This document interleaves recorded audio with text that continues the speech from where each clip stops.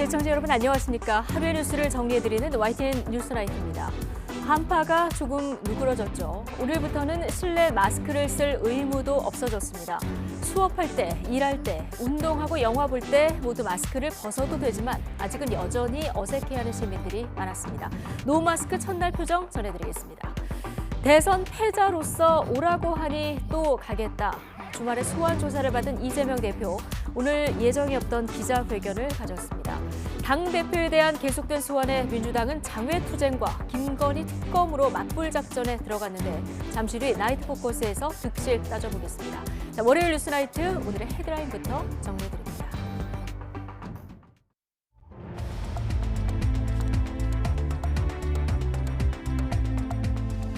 1월 30일 월요일 뉴스나이트 주요 뉴스입니다. 오늘부터 병원과 대중교통 등을 제외한 대부분의 실내에서 마스크 착용 의무가 풀렸습니다.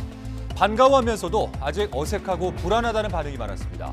완전 해제는 5월쯤 가능할 전망입니다.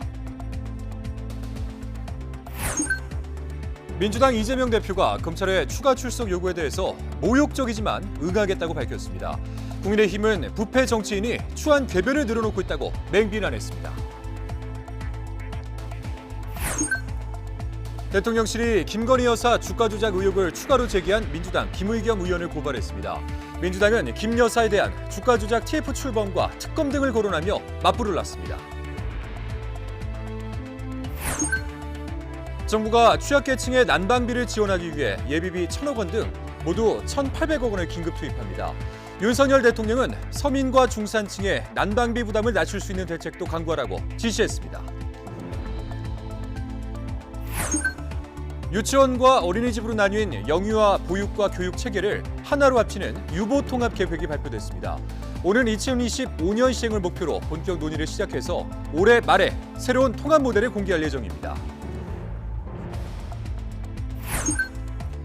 부동산 시장 침체로 세입자 구하기가 어려워진 집주인들이 전세 계약 갱신 때 보증금을 낮춰주는 감액 계약 사례가 크게 늘고 있습니다. 세입자의 대출 이자를 대신 내주는 역월세 사례까지 등장했습니다. 미국의 기준금리 인상이 막바지에 이르렀다는 분석이 따르고 있습니다.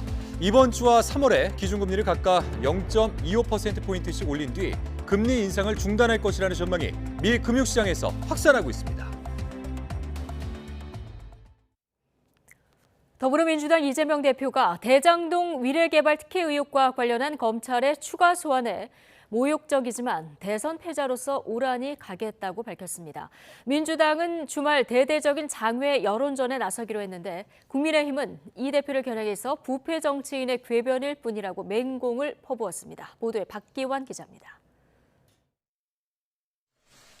검찰 출석 이틀 만에 기자 간담회를 자청한 더불어민주당 이재명 대표는 이례적으로 구체적인 조사 상황까지 설명하며 검찰 수사를 비판했습니다. 수사가 아닌 모욕을 주기 위한 정치 행위라면서도 대선 패배의 대가를 치른다고 생각하고 추가 소환에 응하겠다고 밝혔습니다. 승자의 발길질을 당하고 또 밟힌다 한들 우리 그 국민들의 고통에 비교하겠습니까? 저를 재차 소환하고 싶어 하니 또 가겠습니다. 이 대표는 의원총회에서도 결연히 검찰 수사에 맞서겠다면서 의원 동원 논란을 의식한 듯 이번에는 꼭 홀로 출석하게 해달라고 당부했습니다. 민주당은 이와 함께 검찰 수사에 맞서 이번 주말 윤석열 정부의 실정 규탄을 위한 대국민 보고대회를 여는 등 대대적인 장외투쟁을 예고했습니다. 윤석열 정권의 무능과 실정 폭정에 대해서 보다 더 공세적으로 따지고 싸울 것이며 또한 또 주말에는 국민과 함께 하겠다는 것입니다. 국민의힘은 이 대표가 아전인수식 궤변을 쏟아내고 있다며 맹공을 퍼부었습니다. 죄가 없다고 펄펄 뛰면서도 검사의 질문에 입을 닫고 있는 건 어떻게 이해해야 하느냐고 쏘아붙였습니다.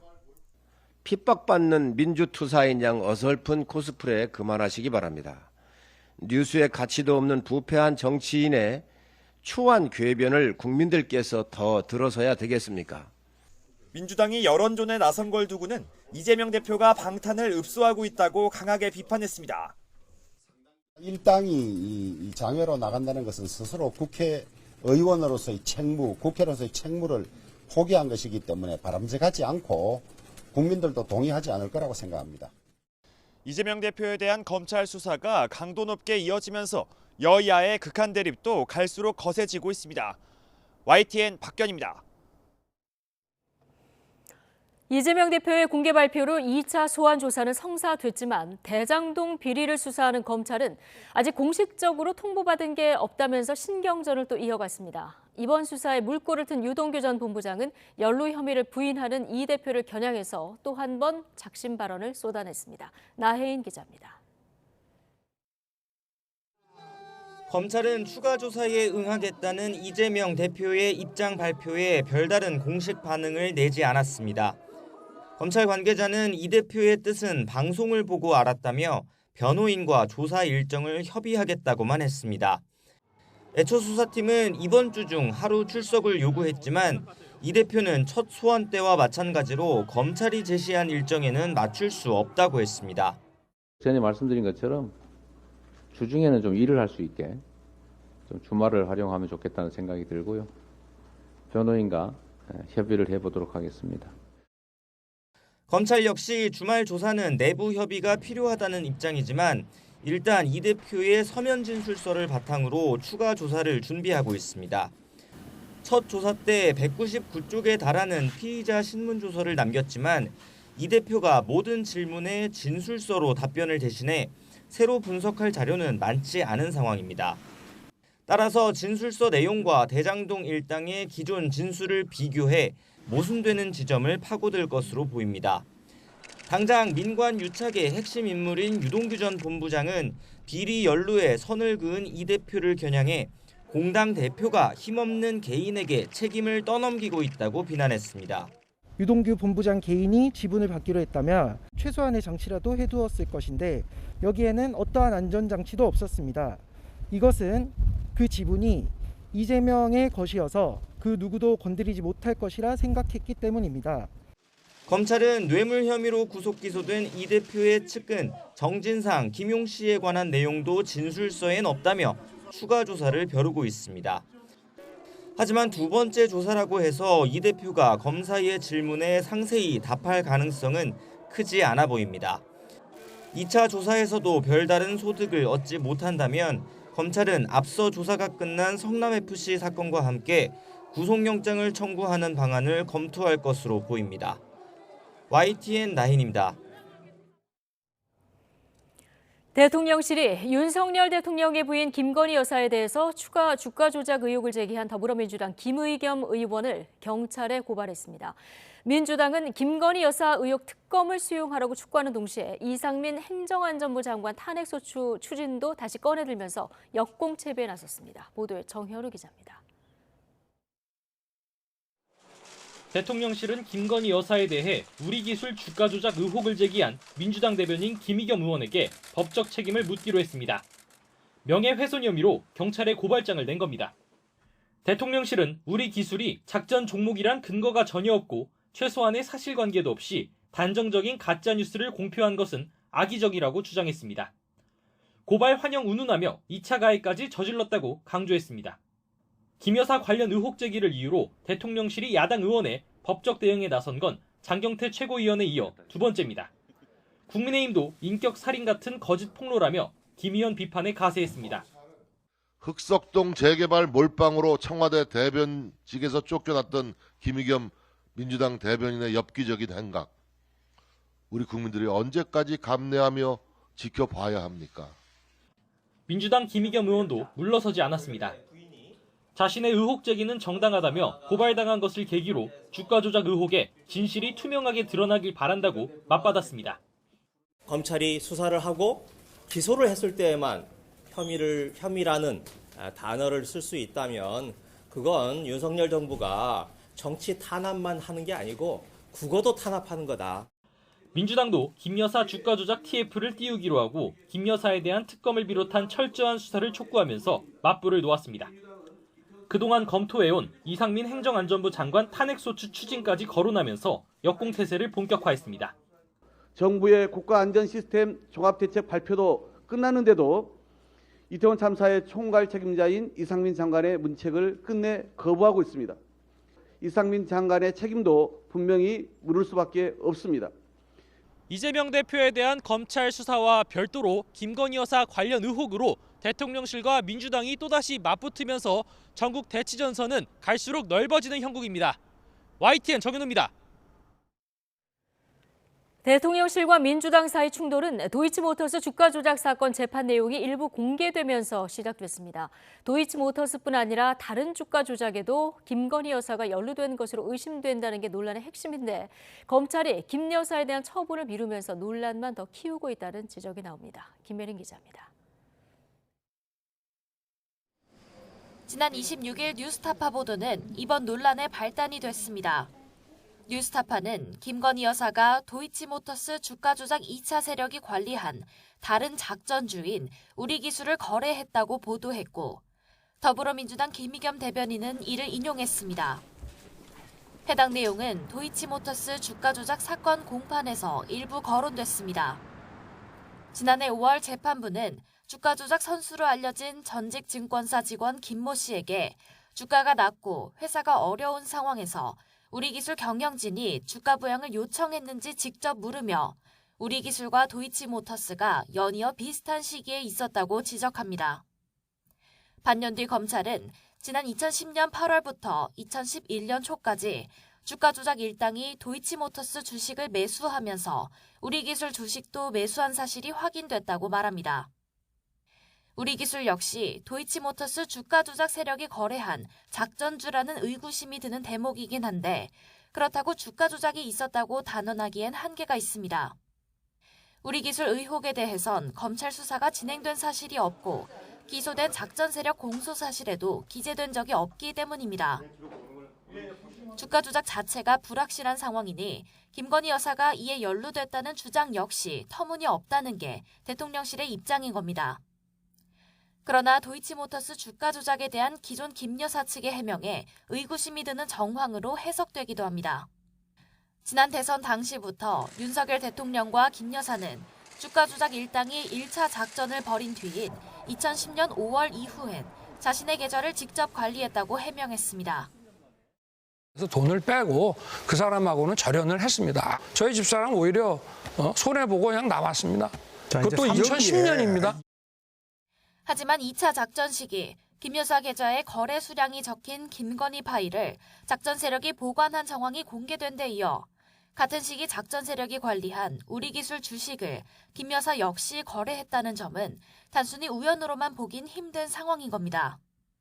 검찰은 오는 2월 선고를 앞둔 도이치모터스 재판 상황을 면밀히 검토하며 수사를 이어가고 있다는 원론적 입장만 되풀이했습니다.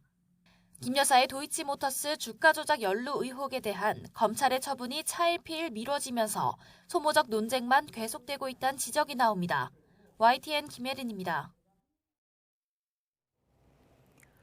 초과 생산된 쌀을 정부가 의무적으로 사들이도록 하는 내용의 양곡관리법 개정안이 야당 단독으로 국회 본회의에 부의됐습니다.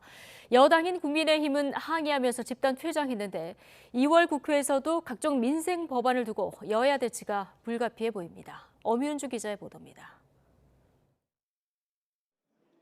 지난달 국회 농해수위에서 의결된 양곡관리법 개정안이 표결을 거쳐 국회 본회의에 부의돼 논의 안건으로 결정됐습니다. 강하게 반발하던 국민의힘은 집단 퇴장했고 의원 165명이 투표에 참여해 찬성 157명, 반대 6명, 무효 2명으로 가결됐습니다. 표결에 앞서 여야는 거친 설전을 벌였는데 민주당은 양곡관리법 개정안이 농가 소득을 위한 최소한의 안전장치라고 거듭 주장했습니다. 쌀값 폭락 시 농가 소득을 보장하기 위한 최소한의 안전장치를 마련하기 위한 민생 법안입니다. 반면 국민의힘은 이를 포퓰리즘 정책이라고 규정하는 동시에 이재명 대표의 사법 리스크 국면 전환용일 뿐이라고 맞받았습니다. 결국 포퓰리즘으로 국민을 선동해서 민주당 이재명 대표에 대한 사법 리스크를 희석시키려는 파렴치한 정치. 다만 찬반 투표를 위한 안건 상정 권한을 쥔 김진표 국회의장이 여야 간 합의를 요청하면서 이번 본회의에서는 표결이 이뤄지지 않았습니다. 무엇이 농민들을 위하는 것인지 심사숙고해서 여야가 합리적 대안을 마련해 주실 것을 의장으로서 간곡히 당부드립니다. 양곡관리법이 국회 문턱을 넘는다 해도 여당이 강하게 반대하는 데다 윤석열 대통령이 거부권을 행사할 가능성이 높아 실제 효력이 발생할 가능성은 낮습니다. 이번 본회의에서는 또 야3당이 단독으로 채택한 이태원 참사 진상규명과 재발 방지를 위한 국정조사 결과 보고서도 야당 주도로 통과됐습니다. 대통령에게는 이상민 행정안전부 장관의 즉각적인 파면과 참사 책임자에 대한 인사조치, 그리고 희생자 유가족과 생존자에 대한 진심 어린 사과를 촉구하였고, 민주당이 이렇게 법리에도 맞지 않는 위증죄 고발을 강행하는 이유는 본인들의 정치적 목적을 달성하려는 것으로 볼 수밖에 없습니다. 안전운임제와 방송법 개정안 등 법사위에 올라와 있는 각종 법안을 두고도 여야는 좀처럼 입장차를 좁히지 못하고 있습니다. 2월 임시국회 역시 순탄치만은 않을 것으로 보입니다. YTN 엄윤주입니다. 병원이랑 의료 관련된 곳 제외하고 대중교통에서만 쓰는 걸로 알고 있습니다. 스크린 도어에서 붙고 들어가는지 지하철에서 어떻게 되는지 잘은 모르겠습니다.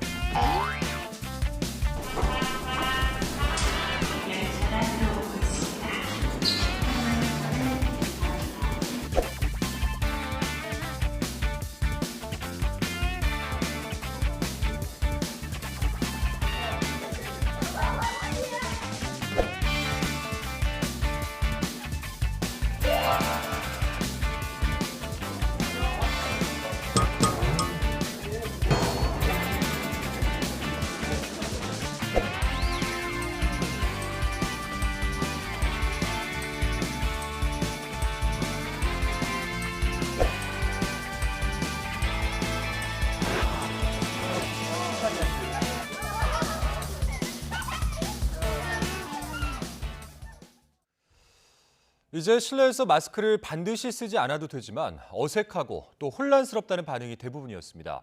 특히 대중교통을 이용하거나 대형마트를 이용할 때 써야 하는 구간과 쓰지 않아도 되는 구간이 있어서 더욱 그런 것 같습니다. 먼저 마스크 의무 해제 첫날의 표정을 윤성훈 기자가 전해드리겠습니다. 실내 마스크 해제 첫날 지하철역입니다. 이곳 지하철역 플랫폼에서는 마스크를 벗고 있어도 괜찮습니다. 그러나 전철을 탈 때와 버스, 택시 등 대중교통을 이용할 땐 반드시 마스크를 착용해야 합니다. 일부 승객은 마스크를 벗고 있다가 타기 직전에 마스크를 착용하기도 하지만 아직은 마스크를 대부분 착용한 상태입니다. 어색하고 귀찮다는 이유가 가장 많습니다. 일단 다 쓰고 있기도 하고 지하철 바로 타야 돼서 벗는 게 귀찮아서 일단 쓰고 있어요. 마을 경로당에 어르신들이 한데 모였습니다. 함께 어울려 노래를 부르고 춤을 추며 흥겨워합니다. 이전과 달라진 건 절반가량의 어르신들이 마스크를 착용하지 않았다는 겁니다. 마스크 착용에 대한 어르신들의 의견은 갈렸습니다. 노래교실 가서도 마스크를 쓰고 했어요. 힘들어요. 몇 배가 힘들어요. 마스크를 하고 노래교실 가서 노래하고 어디 가나 너무 힘들었어요. 근데 해제되면 좋겠어요. 감기도 예방되고 사실 요새 이게 이제 한 2년, 3년 가까이 마스크를 쓰다 보니까네 밭에 나가면 허전해서 안 찍고는 허전해서 좀 그래요. 대형마트 풍경도 달라졌습니다. 이전과 달리 마스크를 벗고 자연스럽게 대화를 나누는 모습이 눈에 띕니다. 안경에 김이 차가지고 막 물건 보기도 힘들고 그랬는데 마스크 벗으니까 훨씬 편한 것 같아요. 막 안경에 김도 안 차고 막 돌아다니면서 편하고 숨쉬기도 편하고. 그래도 불안함은 감출 수 없습니다. 예방 차원에서 쓰고요. 뭐 나이도 70나 되고 아직은 코로나가 나오고 있고 감기도 무섭고 그래서 쓰거든요.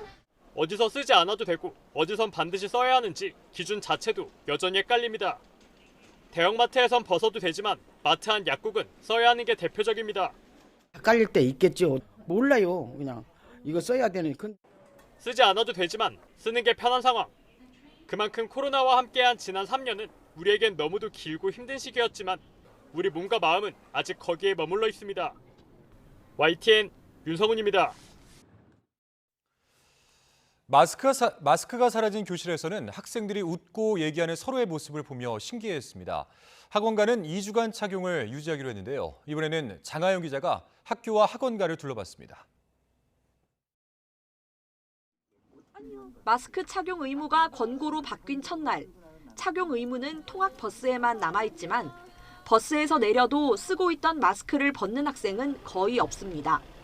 아무래도 저희 아이가 옮길 수도 있고 다른 아이가 걸렸을 때 저희 아이가 학교에서 옮아올 수도 있으니까 그런 부분이 염려스러워가지고 저는 그냥 쓰고 가도록 했습니다. 시작하는 첫날이기 때문에 완전히 마스크를 벗도록 강요하거나 강제 지도하지는 않고 있는 상황이고요. 학부모와 교사들은 감염 우려 때문에 학생들은 어색하고 부끄러워서 선뜻 벗으려 하지 않습니다. 마스크와 함께 보낸 지난 2년여. 마스크는 이제 없으면 부끄러운 옷이 됐습니다. 친구들한테 얼굴 보이는 게 싫어서 그냥 마스크 쓰고 있었어요. 근데 왜 얼굴 보이는 게 싫어요? 그냥 부끄러우니까요. 한여름에만 엄청 덥고 땀 나면 그땐 벗을 거예요. 그래도 용기 내서 한번 벗어보면 어떨까? 막상 벗으니 시원하고 좋습니다. 자, 움직여라 한번 해줘야 돼요. 하나, 둘, 셋. 친구들 웃는 얼굴도, 선생님 입모양도 잘 보입니다. 오래간만에 친구들 얼굴 보니까 기분도 좋고 마스크를 벗으니까 좀 신기하기도 하고. 집단 감염으로 휴업과 폐업이 속출했던 학원가는 좀 더 신중한 모습입니다. 대형 학원 대부분이 자체적으로 마스크를 의무적으로 착용하기로 하고 공지문도 붙였습니다. 또 돌발 변수가 생길지도 모르기 때문에 우선 한두 주간 정도는 좀 안정적인 추세가 지속되는지를 좀 살펴볼 생각을 하고 있습니다. 처음 마스크를 쓸 때 혼란하고 불편했듯 긴 시간 함께한 마스크와 작별하는데도 시간이 필요해 보입니다. YTN 장하영입니다. 네, 실내 마스크 착용 의무가 해제되면서 이제 사무실에서도 마스크를 쓰지 않아도 됩니다. 기업들은 마스크 착용을 개인 자율 방역에 맡기며 일상 회복에 동참하고 있지만 이 혹시 모를 감염 우려에 아직은 조심스러운 모습입니다. 윤혜리 기자의 보도입니다. 설릉역 아침 출근길입니다. 실내 마스크 착용 의무 해제 첫날, 직장인 10명 가운데 9명은 여전히 길거리에서도 마스크를 쓰고 다닙니다. 실내로 들어갈 때 마스크를 써야 하는 번거로움은 이제 사라졌는데요. 과연 사무실 풍경은 어떻게 달라졌을지 직접 확인해 보겠습니다. 마스크를 쓴 채로 사무실에 들어옵니다. 물이나 간식을 먹을 때를 빼곤 대부분 마스크를 벗지 않습니다. 이 회사는 혹시 모를 감염병 확산을 막기 위해 당분간 사무실에서 마스크를 쓰기로 했습니다. 사내 감염 추이에 따라 단계적으로 개인 자율방역 체계로 전환하겠다는 계획입니다. 아직 회사 정책상에 대해서 조금 보수적인 부분도 있고, 마스크 착용하고 난 이후부터 일반적으로 독감 감염이나 이런 것도 줄었다고 해서 좀 개인적인 건강상 이유로도 좀 착용을 하고 있습니다. 하지만 이전과 달라진 풍경도 눈에 띕니다. 마스크 없이 얼굴을 마주보고 회의를 하니 의사소통이 원활해졌습니다. 온라인 회의나 업무 통화를 할 때 느꼈던 답답함도 사라졌습니다. 전화 통화나 온라인 할 때 마스크를 벗고 하니 발음도 좀 명확해지고 메시지 전달도 좀 명확해져서 편리한 점들이 있었습니다. 마스크를 벗는다면 직원들 간에도 소통도 좀 더 원활해지고 그리고 사무실 분위기도 좀 자유로운 분위기가 되지 않을까 싶습니다. 이처럼 정부 정책에 발맞춰 조심스럽게 일상 회복에 동참하는 기업들이 늘어나고 있습니다.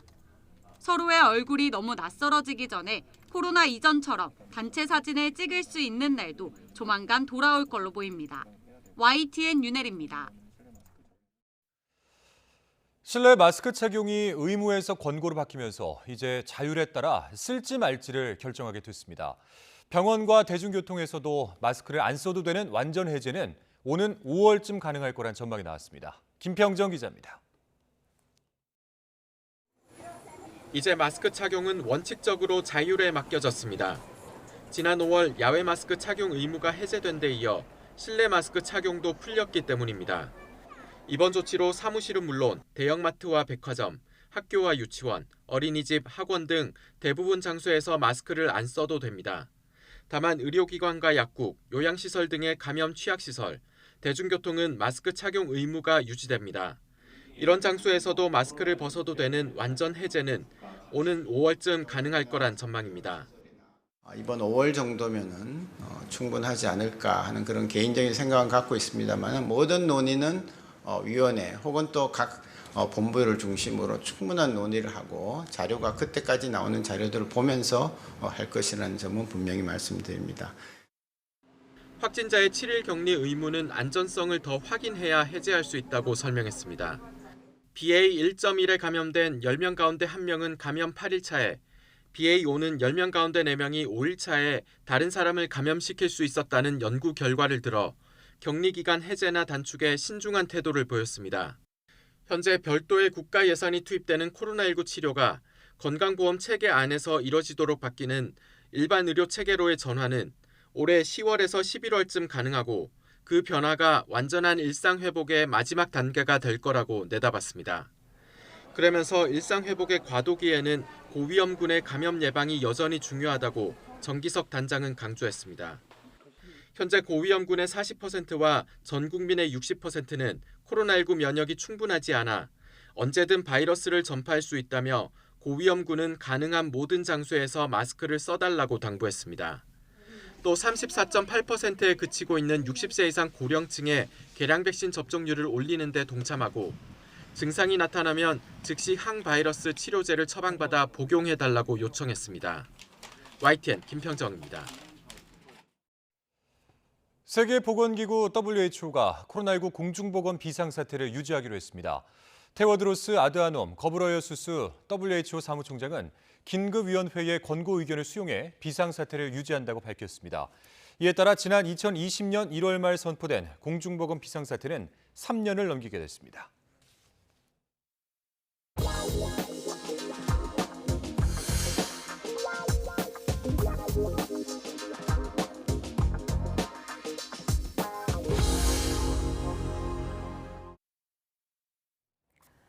정부는 취약계층 난방비 지원을 위해서 예비비 1,000억 원 등 1,800억 원을 긴급 투입합니다. 윤석열 대통령은 취약계층을 넘어서 중산층과 서민 부담을 줄일 수 있도록 모든 대책을 강구하라고 지시했습니다. 조은지 기자입니다. 칼바람 한파 속에도 보일러를 켜기 부담스러운 나날. 뽁뽁이에 수면 양말, 전기장판으로 중무장하고도 다음 달 청구서가 두렵기만 합니다. 다른 지출을 줄이는 게 뭐 거의 유일한 방법이지 않나 뭐 그런 생각을 하고 있어요. 필수 비용이니까요. 네. 이른바 난방비 폭탄, 급한 불을 끄기 위해 매주 화요일 오전에 진행되던 국무회의는 차관회의 절차를 생략하고 긴급 상정 형식으로 열렸습니다. 취약계층을 위한 에너지 바우처 지원과 가스요금 할인폭 확대를 위한 1,000억 원의 예비비 지출 안건 등 모두 1,800억 원의 긴급 예산 투입이 일사천리 심의 의결됐습니다. 한덕수 총리는 한파에 공공요금 인상까지 국민 고통에 마음이 무겁다면서도 포퓰리즘 정책 때문이라며 전임 문재인 정부에 화살을 돌렸습니다. 시장에 맞서 장기간 조정해야 할 가격을 조정하지 않고 억누르는 정책은 추후 국민들께 더 큰 부담을 드리고 우리 경제에 악영향을 끼치는 포퓰리즘 정책의 다름 아니라는 점을 국무회의를 통과한 1,000억 원의 예비비 지출안, 윤석열 대통령은 이를 즉시 재가했습니다. 통상 이튿날 오전에 하던 결제를 채 5시간도 되지 않아 처리한 건데 대통령실은 취약계층 부담을 조금이라도 빨리 덜기 바라는 마음이라고 설명했습니다. 하지만 정부 대책이 최대 160만 가구 일부 취약계층에만 적용되면서 정책 효능감이 떨어진다는 비판도 불거집니다. 이런 지적 속에 윤 대통령은 유례없는 한파 속에 2월 난방비가 중산층과 서민에게 부담될 거라면서 정부가 할 수 있는 모든 대책을 강구하라고 추가 지시했습니다. 지난해보다 난방비를 아낀 가구에 일정 부분 인센티브를 준다거나 환자나 미취학 아동이 있는 가정은 한시적으로 가스요금을 할인해주는 등의 아이디어도 거론되는 걸로 전해졌습니다. 중산층, 서민의 난방비 부담을 경감하는 방안을 적극 검토할 것을 참모들에 지시했습니다. 한파만큼 매서운 난방비 민심 속에 여야는 서로가 책임이 있다며 평행선만 달렸습니다. 문재인 정권의 탈원전 정책이 2023년 혹한의 대한민국의 난방비 대란을 초래했습니다. 부끄러움과 반성이 없습니다. 윤석열 대통령 후보 시절 전기요금을 전면 백지화하겠다고 후보가 발표했습니다. 국민 여러분, 윤석열 정권 탓입니다. 대통령실은 난방비 민심이 심상치 않다고 보고 정책과 홍보로 적극적인 반격에 나서는 모습인데 2월 청구서가 도착하기 전에 체감할 수 있는 대책이 나올지는 불투명합니다. YTN 조은지입니다. 정부가 오는 2036년까지 ESS, 즉 에너지 저장 장치를 대형화해서 전력의 18%를 저장한다는 방침입니다. 기존의 리튬 기반 ESS가 화재 위험이 크다는 점을 극복하기 위해서 리튬이 아닌 비전지 방식을 활용하기로 했습니다. 이승윤 기자입니다. HD 현대사나 전력기기 에너지솔루션 계열사인 현대일렉트릭이 신남원 변전소에 공급하는 336메가와트 규모의 ESS, 에너지 저장 장치. 남은 전력을 저장해 필요할 때 공급하는 ESS는 태양광과 풍력 등 재생에너지의 효율성을 높이는 데 필수 인프라입니다. 운영사는 전력이 쌀 때 ESS에 저장했다가 전력이 비쌀 때 팔아서 차익을 얻고 전력망 안정화에 기여하게 됩니다. 정부가 오는 2036년까지 45조 원을 투입해 26기가와트, 전체 발전 설비 용량의 18% 규모로 ESS 산업을 육성하기로 했습니다. 폭염과 한파 등 기후변화로 미국 등 선진국들이 대규모 정전 사태를 겪었던 만큼 세계 ESS 시장은 급격하게 성장할 전망입니다. 문제는 지난 2년간 리튬 기반 ESS에서 10차례나 화재가 발생하며 관련 산업이 침체를 맞았다는 점입니다. 배터리에서 일부 파편이 양극판에 접착되어 있는 것과 배터리 분리막에서 리튬 석출물이 형성되는 것을 확인하였습니다. 배터리 이상을 화재 원인으로 저희는 추정하였습니다. 이에 산업통상자원부는 나트륨 황 기반과 바나듐 레독스 플로우 전지, 압축 공기 저장 장치, 열 저장 장치 등 화재 위험이 낮은 4가지 형태의 비리튬, 비전지 방식의 장주기, 대용량 ESS를 육성하기로 했습니다. 산업부는 장주기, 대용량 ESS 도입을 통해 재생에너지 비중이 높은 제주와 호남의 전력계통 불안정성을 보완하고 석탄 발전소도 재활용할 수 있을 것으로 기대하고 있습니다. YTN 이승윤입니다. 지난해 러시아의 우크라이나 침공 등으로 에너지 가격이 급등하면서 요금을 제때 내지 못해 전기, 가스 공급이 끊어진 미국 가구 수가 급증한 것으로 조사됐습니다. 블룸버그 통신에 따르면 생물 다양성 센터 등 비영리 단체 3곳은 지난해 1월에서 10월 미국 내 30개 주와 워싱턴 DC에서 요금 체납에 따른 전력업체들의 단전 조치 횟수가 전년 동기 대비 29% 증가해 150만 회를 넘긴 것으로 나타났다고 밝혔습니다. 가스 공급이 끊어진 경우는 전년 동기 대비 76%나 늘어났습니다. 건설업계가 최근 3년간 건설 노조의 불법 행위로 4천억 원의 피해를 입었다며 건설 현장 불법 행위 근절을 결의했습니다. 불법 행위를 신속하게 신고하고 부당한 금품 요구를 거부하며 민형사 손해배상 소송을 적극 지원한다는 방침입니다. 이동훈 기자가 취재했습니다.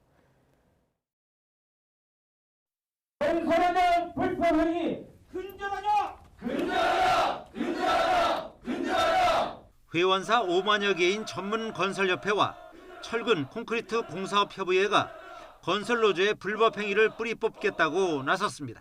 지난 정부의 친근로자 정책으로 인해 건설노조의 채용 방요, 노조 전임비 요구 등 건설 현장의 불법 행위가 만연되었습니다. 정부와 국회 중심으로 건설 현장 불법 행위 근절 정책이 추진 중에 있습니다. 이들은 타워 크레인 기사에 대한 원래비와 일도 하지 않은 현장 팀장 등의 월급으로 최근 3년 동안 천여 개 현장에서 4천억 원 가까운 피해를 입었다고 주장했습니다. 이 외에도 건설 노조원을 투입하지 않는 대신에 요구한 노조 전임비도 상당할 것으로 보고 회원사를 상대로 조사하고 있습니다. 저희가 생각해도 일부는 집값 상승의 요인이 안 될 수가 없습니다. 현 정부에서 이렇게 단속의 의지가 있을 때 저희 사업주들이 같이 호응을 하고자 하는 것이 오늘 결의대회의 목적이라고 보시면 될 것 같습니다. 이들은 건설 노조의 불법 행위에 대한 신속한 신고와 경찰 수사 적극 협조, 타워 크레인 등 부당 금품 요구 거부 등을 결의했습니다. 특히 회원사들이 건설 노조의 불법 행위 수사에 적극 협조해야 한다는 점을 강조했습니다. 더 이상은 노조에 치인다든가 노조에 굴복해서도 안 됩니다. 목소리를 내고 맞서 싸워야 됩니다. 저는 이 중앙회장의 모든 직을 걸고 싸우겠습니다. 전문 건설협회는 익명으로 피해 사례를 접수하고 있으며 현재 1,100여 건이 접수돼 100여 건에 대해 경찰이 수사를 벌이는 중이라고 밝혔습니다. 건설업계가 건설노조의 불법 행위에 적극 대처하기로 결의한 만큼 대대적인 수사로 이어져 건설 현장의 불법 행위가 근절될 수 있을지 관심을 끌고 있습니다. YTN 이동호입니다. 건설 현장 불법 행위를 집중 수사하는 경찰이 배후에서 공모한 세력이 있는지를 밝히기 위해서 수사력을 모으고 있습니다. 서울경찰청 관계자는 오늘 기자들과 만난 자리에서 건설 현장 불법 행위와 관련해 2명을 검찰에 구속 송치하고 160여 명을 수사하고 있다고 밝혔습니다. 또 앞서 지난 19일 양대 노총 산별 노조를 비롯한 수도권 지역 건설 노조 등을 압수수색해 확보한 자료를 바탕으로 배후 세력이 있는지를 살펴보고 있습니다. 경찰은 압수물 분석과 피해 업체 조사를 마치는 대로 건설노조 관계자들을 소환해서 조사할 방침입니다. 국민의힘 전당대회가 김기현, 안철수 의원의 2파전으로 굳어지면서 주도권을 잡기 위한 양측의 비방전과 수싸움도 갈수록 격화되고 있습니다. 특히 김기현 의원이 조직력을 앞세워 세몰이에 나서자 안철수 의원은 수도권 연대로 맞불 전선을 형성하는 분위기입니다. 권남기 기자입니다. 주말 대규모 수도권 출정식으로 조직력을 과시한 김기현 의원은 전통적 텃밭인 서울 강남 지역을 찾아 풀뿌리 당심 잡기에 나섰습니다. 같은 날 최고위원 출사표를 던진 친윤계 현역 의원의 지역구에서 대통령실과의 안정적 관계를 강조했습니다. 티격태격 안 하고 대통령하고 다른 소리 하면서 당내 분란 일으키는 것 없이 잘 서로 간에 의견을 맞추어서 여당 주류 의원과 상당수 당협위원장 등 당내 조직력은 자신이 우위에 있다는 걸 애둘러 보여준 거란 해석이 나왔습니다. 실제로 김 의원은 라디오 인터뷰를 통해 현역 의원 가운데 안 의원을 지지한 사람을 들어본 적이 없다고 날을 세웠습니다. 대선 이후 합당을 통해 당에 들어온 안 의원보다 자신의 당내 기반이 탄탄하다는 걸 내세우는 전략으로 풀이됩니다. 우리 보수당은 품격을 존중하는 정당이기 때문에 보수당의 오랜 전통과 지켜왔던 그런 예의 범죄를 우리 스스로. 이에 맞선 안철수 의원은 수도권 연대와 중도 확장이라는 투트랙 전략을 다지는 모습입니다. 함께 당권 도전에 나선 경쟁자 윤상현 의원의 인천 지역구 사무실에 직접 모습을 비치기까지 했습니다. 사실 당대표 뽑는 기준 하나밖에 없습니다. 누가 수도권에서 한 표라도 더 가져올 수 있는가. 과반 득표자가 없어서 결선을 치를 경우 연대를 위한 사전 포석이란 관측이 적지 않습니다. 울산이 지역구인 김기현 의원을 겨냥해 이른바 내편 공천의 근원지는 영남이라고 연일 목소리를 높이는 것도 이와 무관치 않아 보입니다. 공천 파동의 근원지가 어디냐면 영남입니다. 영남에서 공천 파동이 일어나요. 멀쩡하게 잘하는 의원 잘라내버리니까. 한마디로 수도권 연대를 통해 조직력의 열세를 만회한 뒤 중도 표심을 공략하려는 전략이란 겁니다. 이처럼 양강 후보의 신경전이 거세지는 가운데 최고위원 선거 경쟁도 점차 달아오르고 있습니다. 오는 2일과 3일 후보 등록을 앞두고 개파 간 교통정리가 자연스럽게 이뤄질 것으로 보이는데 당 지도부의 일원인 만큼 최고위원 후보들의 면면에도 관심이 쏠리고 있습니다. YTN 권남기입니다. 일제 강제징용 배상 해법을 논의하는 한일 국장급 협의가 오늘 서울에서 열렸지만 핵심 쟁점에 대한 인식차를 확인하고 끝났습니다. 정부는 한일 정상이 관계 개선 공감대가 있는 만큼 고위급 교류를 포함해 계속 노력해 나가기로 했습니다. 신현준 기자의 보도입니다. 일본 후나코시 다케이로 외무성 국장이 강제징용 해법을 논의하기 위해 서울 외교부를 방문했습니다. 韓日協調とどういう協議が行われるんですか。誠意のある法に関してお話しされるんですか? 지난 16일 도쿄 협의 이후 2주 만인데 협의는 예정 시간을 1시간 넘겨 3시간 가까이 진행됐습니다. 하지만 핵심 쟁점에 대해서는 인식차가 여전했습니다. 저와 후나코시 국장은 앞으로도 고위급을 포함한 다양한 레벨에서 외교당국 간 긴밀한 소통을 지속해 나가기로 하였습니다. 앞서 우리 정부는 일본 전범기업 대신 제3자가 배상금을 우선 지급하는 방식을 내놓으며 일본 측에 성의 있는 호응을 촉구했습니다. 이에 대해 일본 정부는 역대 담화를 계승하는 선에서 사죄하고 재단에 뜻 있는 일본 기업의 자발적 기부를 용인하는 정도의 호응 조치를 제시한 것으로 전해졌습니다. 가장 중요한 쟁점인 일본 전범기업의 재단 기금 참여 여부에 대해 일본은 강제할 수 없다는 입장이지만 우리 측도 물러서기 힘들다며 맞서고 있습니다. 정부는 이와 별도로 강제징용 피해자와 유족들을 설득하는 작업도 시작할 것으로 알려졌습니다. 시민단체들은 국장급 협의가 진행되는 동안 강제동원 피해자의 명예와 존엄을 짓밟는 굴욕적 해법을 폐기하라며 시위를 벌였습니다. YTN 신현주입니다. 유치원과 어린이집으로 나뉜 영유아 보육과 교육 체계를 하나로 합치는 유보 통합이 첫 발을 뗐습니다. 돌봄 기능을 확대하고 학부모의 교육비 부담과 교육 격차를 줄이는 방향으로 추진되는데 교사 통합 방안이 관건입니다. 신윤정 기자의 보도입니다. 초등학교 입학 전 어린이집 또는 유치원을 선택해 다니고 있는 만 5세 이하 어린이들. 2년 뒤인 오는 2025년부터는 새롭게 출범하는 통합기관을 다니기 시작합니다. 유보 통합을 추진하고 있는 정부가 두 기관의 장점을 살린 제3의 기관을 만들기로 한 겁니다. 유치원과 어린이집을 이용하는 아이들의 비율이 높아지고 이용 시기도 점점 빨라져서 이를 그대로 둔다면 초등학교 취학 전에 이미 교육 격차가 누적될 우려가 있습니다. 구체적인 새로운 통합 모델의 시안은 올해 말 발표하기로 하고 단계적인 청사진도 제시했습니다. 선도교육청을 운영해 두 기관 사이 격차를 줄이기 위한 과제를 우선 발굴하고 교육비 등 지원을 늘려 학부모의 비용과 돌봄 부담을 해소하기 위한 법령 제정과 개정도 차례대로 추진됩니다. 교사 자격이나 양성체제, 명칭, 위상, 제3의 통합기관의 모델에 대한 부분들을 많이 질문을 주셨는데 그 부분들은 연말까지 30년간 흐지부지됐던 유보 통합이 첫 발을 뗐지만 교사 양성체계와 처우 등 난제가 적지 않습니다. 유치원 교사들은 0세부터 2세 영유아와 3세부터 5세의 발달 단계가 다르기 때문에 어린이집과 유치원 교사 이원화 체제를 유지할 필요가 있다고 지적했습니다. 보육교사랑 유치원교사 양성체제와 양성 과정이 많이 좀 달랐기 때문에 이런 부분을 통합하더라도 이원화 체제를 유지를 해서 각각의 전문성을 제고할 수 있는 방향으로. 정부는 교사 처우 개선에 약 6천억 원 등 2026년부터 해마다 2조 1천억 원 이상이 더 들어갈 것으로 추산하며 부족하지 않다고 했지만 추가 재원이 필요할 경우 확보 방식도 숙제로 보입니다. YTN 신윤정입니다.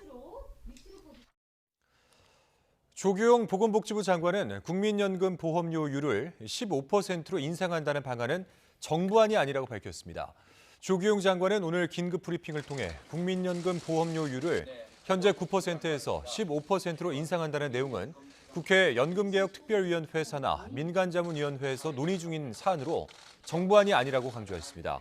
그러면서 정부는 국회 연금특위와 민간자문위의 요청에 따라 재정 추계 결과를 제공하는 등 논의를 지원하고 있지만 논의에 직접 참여하지는 않는다고 설명했습니다.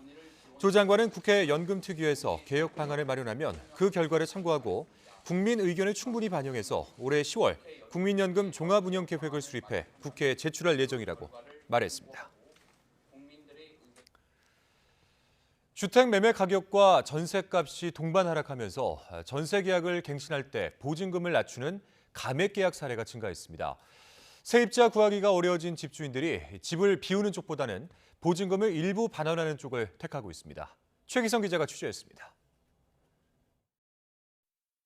계약갱신 청구권이 시행되면서 전세 품귀 현상을 빚고 있는 데다 집주인들이 새로 계약을 맺을 땐 전셋값을 크게 올리고 있기 때문입니다.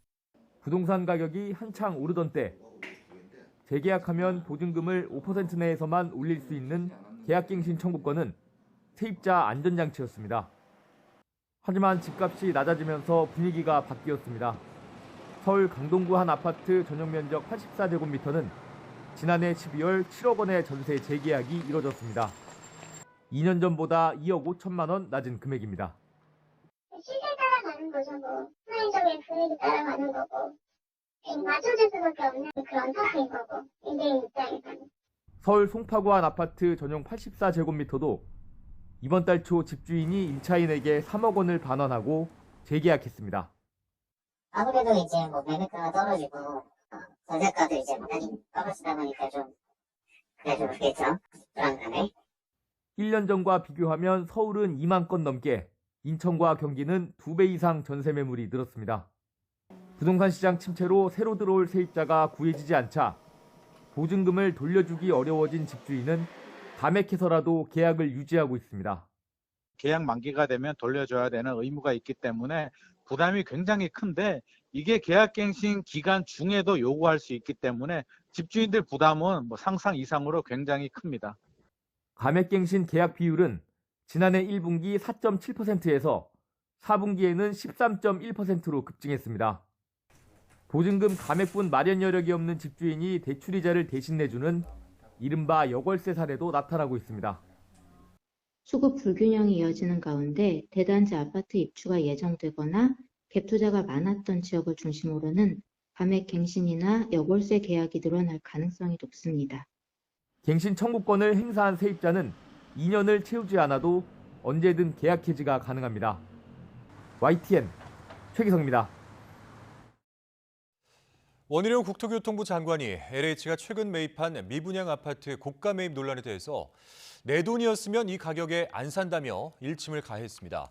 원 장관은 자신의 페이스북에 LH가 악성 미분양 상태인 아파트를 평균 분양가 대비 12% 할인된 가격으로 매입했다는 기사를 읽고 내부 보고를 통해 사실 확인을 했다며 세금이 아닌 내 돈이었다면 과연 지금 이 가격에 샀을까 이해할 수 없다고 질타했습니다. 그러면서 국민 혈세로 건설사의 이익을 보장해주고 도덕적 해이를 부추기는 꼴이라고 지적했습니다. 앞서 LH는 지난달 준공후 미분양 아파트인 서울 강북구 칸타빌 수유팰리스 전용 면적 19에서 24제곱미터 36가구를 가구당 2억 1천만 원에서 2억 6천만 원 선 총 79억 4,950만 원에 매입했습니다. 이 아파트는 지난해 2월 본 청약에서 6대1의 경쟁률로 청약을 마감했지만 미계약이 발생했고 지난해 7월에는 15% 할인 분양에 나서게 됐습니다. 미국 중앙은행인 연방준비제도가 우리 시간으로 2일 새벽 기준금리를 0.25%포인트 인상할 것이 확실시되고 있습니다. 미국 금융시장은 연준이 3월에도 0.25%포인트를 인상해서 기준금리 상단을 5%로 만든 후 금리 인상을 중단할 것으로 예상하고 있습니다. 김원배 기자가 보도합니다. 미국 중앙은행인 연방준비제도가 올해 첫 연방공개시장위원회 정례회의를 연 뒤 우리 시간으로 다음 달 2일 새벽 기준금리 인상 여부를 발표합니다. 미국 금융시장은 물가 상승률이 꾸준히 둔화하고 있는 점 등을 들어 연준이 이번에 기준금리를 0.25%포인트 인상할 것으로 확신하고 있습니다. 이렇게 할 경우 미국의 기준금리 상단은 현재의 4.5%에서 4.75%로 높아집니다. 미국 금융시장은 또 연준이 3월에 한 번 더 0.25%포인트를 인상해 기준금리 상단을 5.0%로 높인 후 금리 인상을 중단할 것으로 예상하고 있습니다. 이번 긴축 국면에서 연준이 공식적으로 내놓은 최종 기준금리 전망치는 5.1%입니다. 시장 참가자들은 이번 연방공개시장위원회 정례회의에서 향후 금리 인상 중단에 대한 신호가 나올지 주목하고 있습니다. 월스트리트 저널은 최근 연준이 올해 봄 금리 인상을 중단하기 전에 그간의 금리 인상이 미국 노동 수요와 소비, 인플레이션을 얼마나 둔화시켰는지 가늠하기 위한 논의를 시작할 수 있다고 보도했습니다. 주요국 중앙은행 중에서도 금리 인상 일시 중단을 시사한 사례가 나왔습니다. 캐나다 중앙은행은 지난 25일 통화정책회의에서 금리를 0.25%포인트 인상했습니다. 또 그간의 누적적인 금리 인상 여파를 평가하는 동안 경제가 전망치에서 크게 벗어나지 않는다면 금리는 현 수준에서 유지될 수 있다고 밝혔습니다. 연준이 기준금리를 결정한 직후 유럽 중앙은행과 영국 중앙은행인 영란은행도 금리를 결정합니다. YTN 김원배입니다.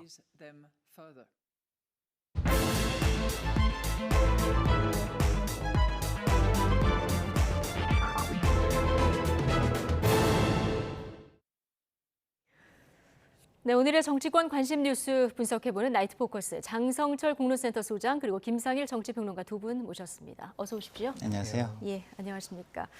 주말에 두 번째 검찰 조사를 받은 이재명 민주당 대표 오늘 예정에 없던 기자간담회를 열었습니다. 검찰의 재소환 요구에 나가겠다 이렇게 밝혔는데요. 관련 발언 먼저 듣고 오시겠습니다. 제가 부족해서 대선에서 패배했기 때문에 그 대가를 치르는 것이라고 생각하고 모욕적이고 부당하지만 패자로서 오라고 하니 또 가겠습니다. 주중에는 좀 일을 할 수 있게 좀 주말을 활용하면 좋겠다는 생각이 들고요. 변호인과 협의를 해보도록 하겠습니다. 앞으로 수사에 어떻게 임할지는 그때 가서 결정할 텐데요. 기본적으로 진술할 내용은 이 안에 다 들어있다 이렇게 말씀드리겠습니다. 이 진술서로 진술을 가름한 것이 묵비권 행사인지는 우리 국민들께서 충분히 판단하실 것 같습니다. 언어에는 의미가 있지요. 충분한 검증이 필요하다는 의미하고 보복을 위해서 조작을 해도 된다라는 건 좀 다른 겁니다. 네. 모욕적이고 부당하지만 대선 패자로 오라고 하니까 내가 또 나가겠다. 이렇게 검찰에 나가겠다는 이유를 밝혔거든요. 어떻게 들으셨습니까? 세 가지 이유 때문이 아니냐라는 네. 생각이 듭니다. 첫 번째는 구속영장을 좀 피하려고 하는 것 같아요. 만약에 소환 조사에 응하지 않으면은 자꾸 피해 다니고 진술 안 하려고 합니다. 신병을 확보해야 됩니다. 그런 빌미를 줄 수가 있다라는 생각이 들고요. 변호사인 만큼 너무나 잘할 것이다. 네. 예. 그리고 두 번째는 탄압 이미지를 주고 싶어 하는 것 같습니다. 정치 검찰의 불법적인 저런 보복 수사에 내가 항변을 하고 싶다. 나가서 국민 여러분께 제대로 말씀드리고 싶고요. 그리고 검찰에 나가서 내가 하고 싶은 얘기 진술서라도 내가 다 하겠습니다. 내가 끌려가는 겁니다. 나 억울합니다. 그런 예. 이미지를 주고 싶어 하는 것 같고 세 번째는 조사를 받아보니까 검찰이 별거 없는 것 같다. 제대로 조사가 안 돼 있는 것 같다. 결국에는 유동규 씨, 남욱 씨의 진술밖에 없다. 정황적인 진술, 예. 증언, 다른 증거 자료 없는 것 같다. 그래서 내가 재판에 가더라도 충분히 나의 무죄를 입증할 수가 있을 것 같다. 그렇기 때문에 내가 나가서 예. 또 그냥 서면 진술서로 내 의견을 얘기만 하면 나는 그렇게 큰 문제가 없을 것 같다라고 생각한 것 같아요. 예. 그래서 검찰의 여러 가지 소환과 조사에 적극적으로 반박을 하겠다라는 의지의 표현이다. 그렇게 말씀드립니다. 그러니까 검찰 그 소환에 응할 때 주말에 나갈 때만 해도 다시 부르면 안 나갈 것 같은 분위기였는데 오늘 왜 입장이 바뀌었을까 이게 궁금했거든요. 지금 세 가지로 분석을 해주셨어요. 네. 영장 청구에 빌미를 줄까 봐 아니면은 탄압 이미지 좀 부각시키려고 또 하나가 검찰이 스모킹건을 갖고 있지 않은 것 같다 이런 느낌 받았을 수 있다 얘기하셨거든요. 어떤 이유가 가장 크다고 보십니까?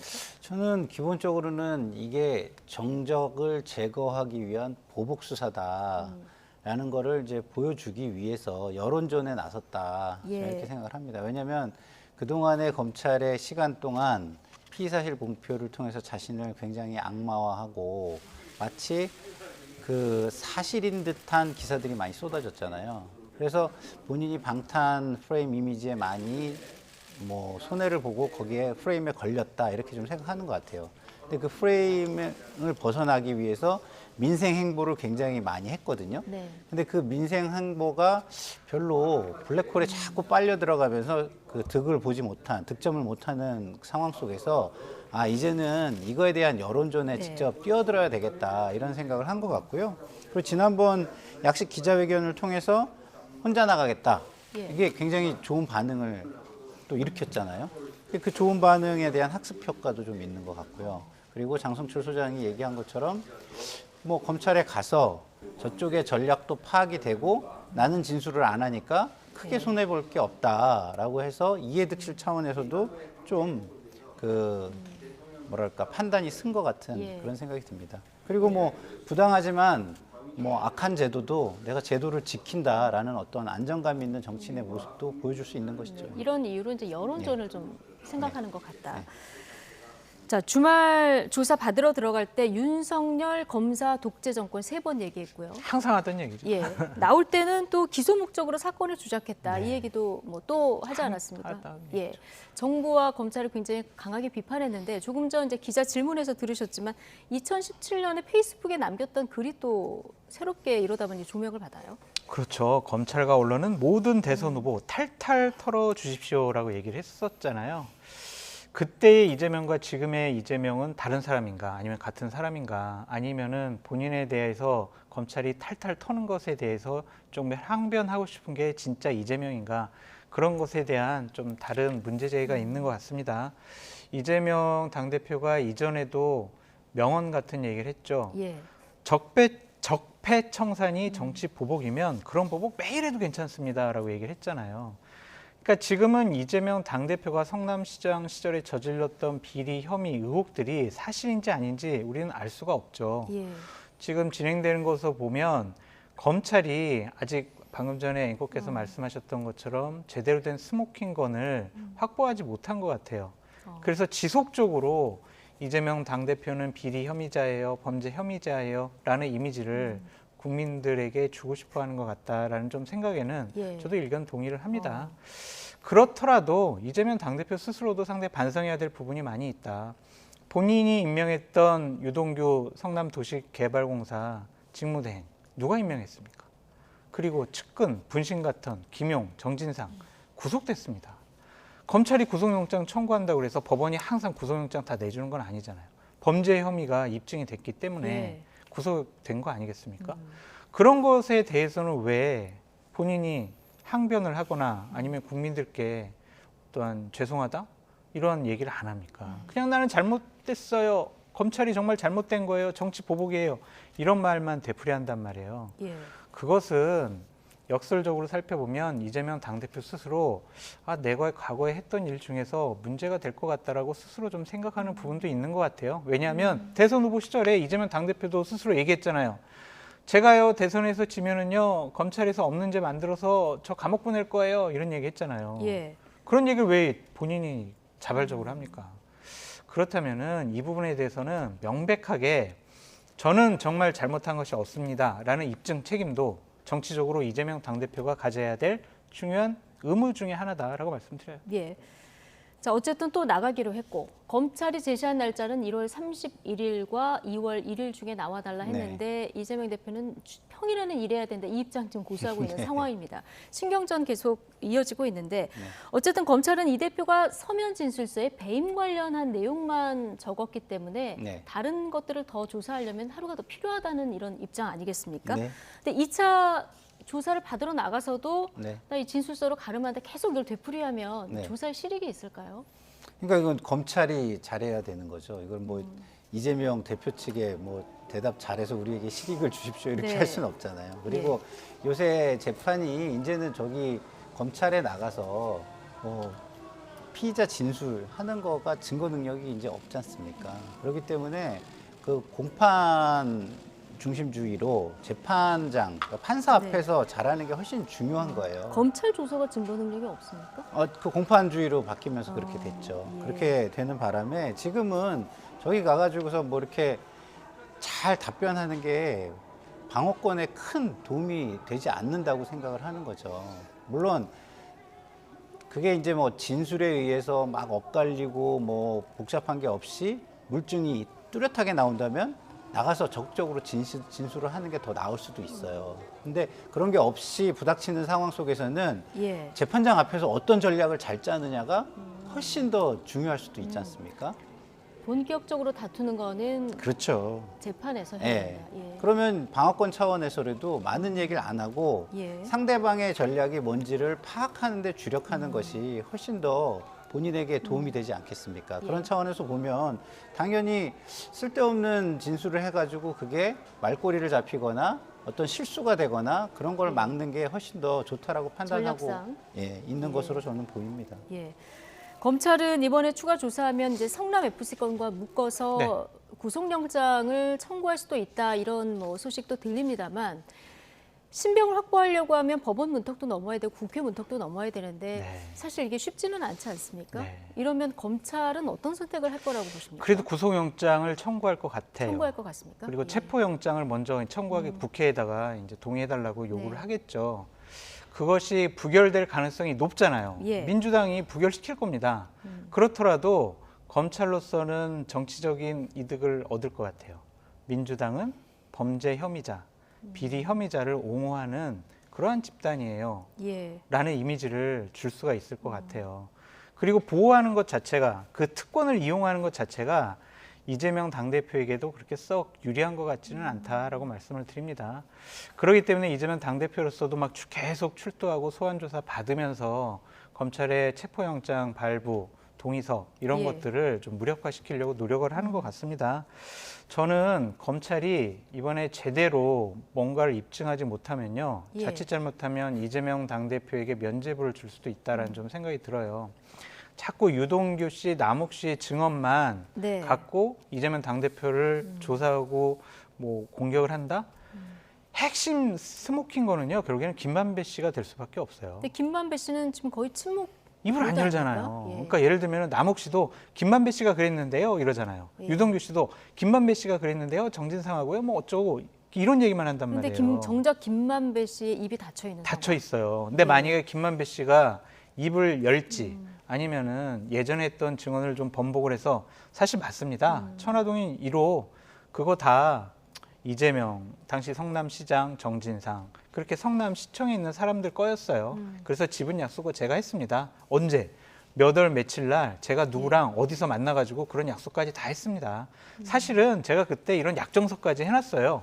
라고 한다면 이재명 당대표가 빼도 박도 못하겠죠. 완전히 걸리는 거다라고 볼 수밖에 없는데 그런 거 없이 자꾸 전문 증언, 전문 증거 이런 것만 갖고 이재명 당대표를 구속하려고 한다? 아니면 범죄 혐의가 있다라고 규정 짓는 것은 자칫 잘못하면 반박당할 가능성이 높아요. 검찰도 뭐 재판에서 내놓을 카드가 있는지 없는지 우리가 지금 모르는 상황이죠. 자, 이재명 대표가 제출한 서면 진술서를 보면은 유동규 전 본부장의 진술에 대해서는 반박을 꼬박꼬박 한 반면에 측근인 정진상 전 실장에 대한 언급은 아예 없다 이렇게 전해지고 있거든요. 이거는 사실상 이 대장동 사건의 몸통은 유동규 전 본부장이다. 자, 이렇게 선을 긋는 전략일까요? 그렇죠. 뭐 기본적으로 김용, 정진상 두 사람은 적극적인 진술을 안 하고 모든 혐의를 부인하고 있잖아요. 근데 부인하고 있는데 거기다가 무슨 얘기를 이재명 당대표가 한다는 거는 좀 말이 안 되는 거 아니겠습니까? 그리고 유동규 씨 같은 경우는 지금 불리한 증언을 계속 쏟아내고 있잖아요. 그러니까 불리한 증언에 대해서는 자기 방어권 차원에서도 적극적으로 대응을 할 수밖에 없는 거 아니겠습니까? 그런데 오늘 좀 약간 그 실수를 좀 하긴 한 것 같아요. 유동규 전 본부장이 사실상 좀 약간 범죄가 있는 것처럼 생각될 수 있는 이야기를 했어요. 누가요? 유동규 전 이재명 대표께서? 그러니까 이제 뭐 유동규가 그 범죄를 그 저질렀다 하더라도 나에게 이야기할 이유가 있냐 뭐 이런 취지로 말씀을 하셨잖아요. 근데 이거는 제가 볼 때는 가정법을 좀 더 강조를 했어야지 안 그러면 자칫 잘못 들리면 국민들한테 그럼 유동규는 죄가 있다고 지금 인정을 하는가? 이렇게 들릴 수가 있잖아요. 이 부분은 좀 더 확실히 명확하게 했어야 하지 않나 이런 생각이 들고요. 왜냐하면 유동규가 유죄다 이렇게 되는 순간 아까 우리 장성철 소장이 잘 얘기했잖아요.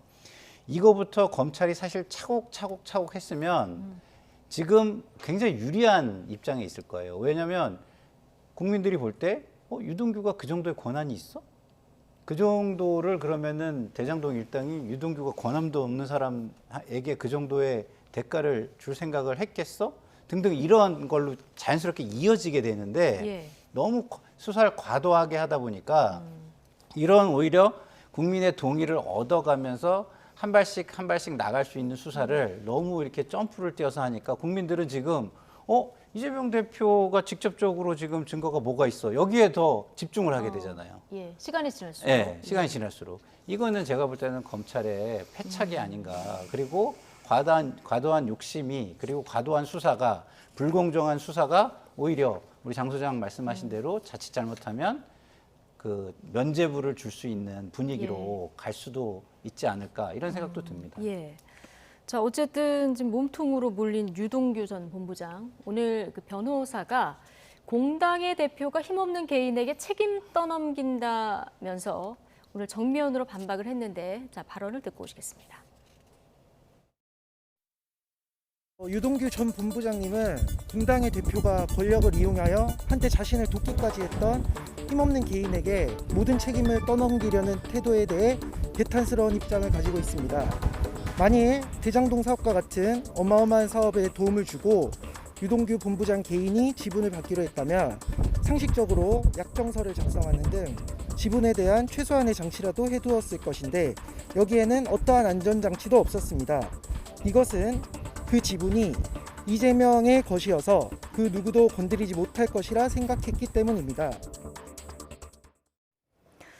유동규 전 본부장이 옆에 있는데 지금 변호사가 대독한 이런 모습도 보고 오셨는데, 개인이 지분 받기로 했다면 약정서라도 썼지 안 썼겠냐. 천화동인 1호는 이재명 것이라 아무도 못 건드릴 거라고 생각했고 그런 안전장치가 없었다. 이렇게 지금 주장을 하고 있는데 좀 설득력 있어 보입니까? 그러니까 저 유동규 씨랑 남욱 씨의 증언은 지금 일치해요. 유동규 씨는 저렇게 증언했고요. 남욱 씨도 오늘 뭐라고 증언을 했냐면 김만배 씨가 그랬는데요. 유동규 정진상에게 자신의 민간 사업자 지분 절반을 준다고 계속 얘기를 했었다. 천화동인 1호에서 돈을 빌릴 때 사업비 명목으로 돈을 빌렸거든요. 그때 정진상의 동의를 받았다. 2021년 초부터는 그렇게 만들어진 액수를 어떻게 전달할지 그 전달 방법을 구체적으로 논의했다. 이런 식의 증언도 남욱 씨가 했어요. 그러니까 천화동인 1호 자체가 기본적으로 유동규, 정진상, 이재명, 당시 성남시장 거였다라고 계속 김만배 씨가 남욱 씨한테 얘기했다라는 거죠.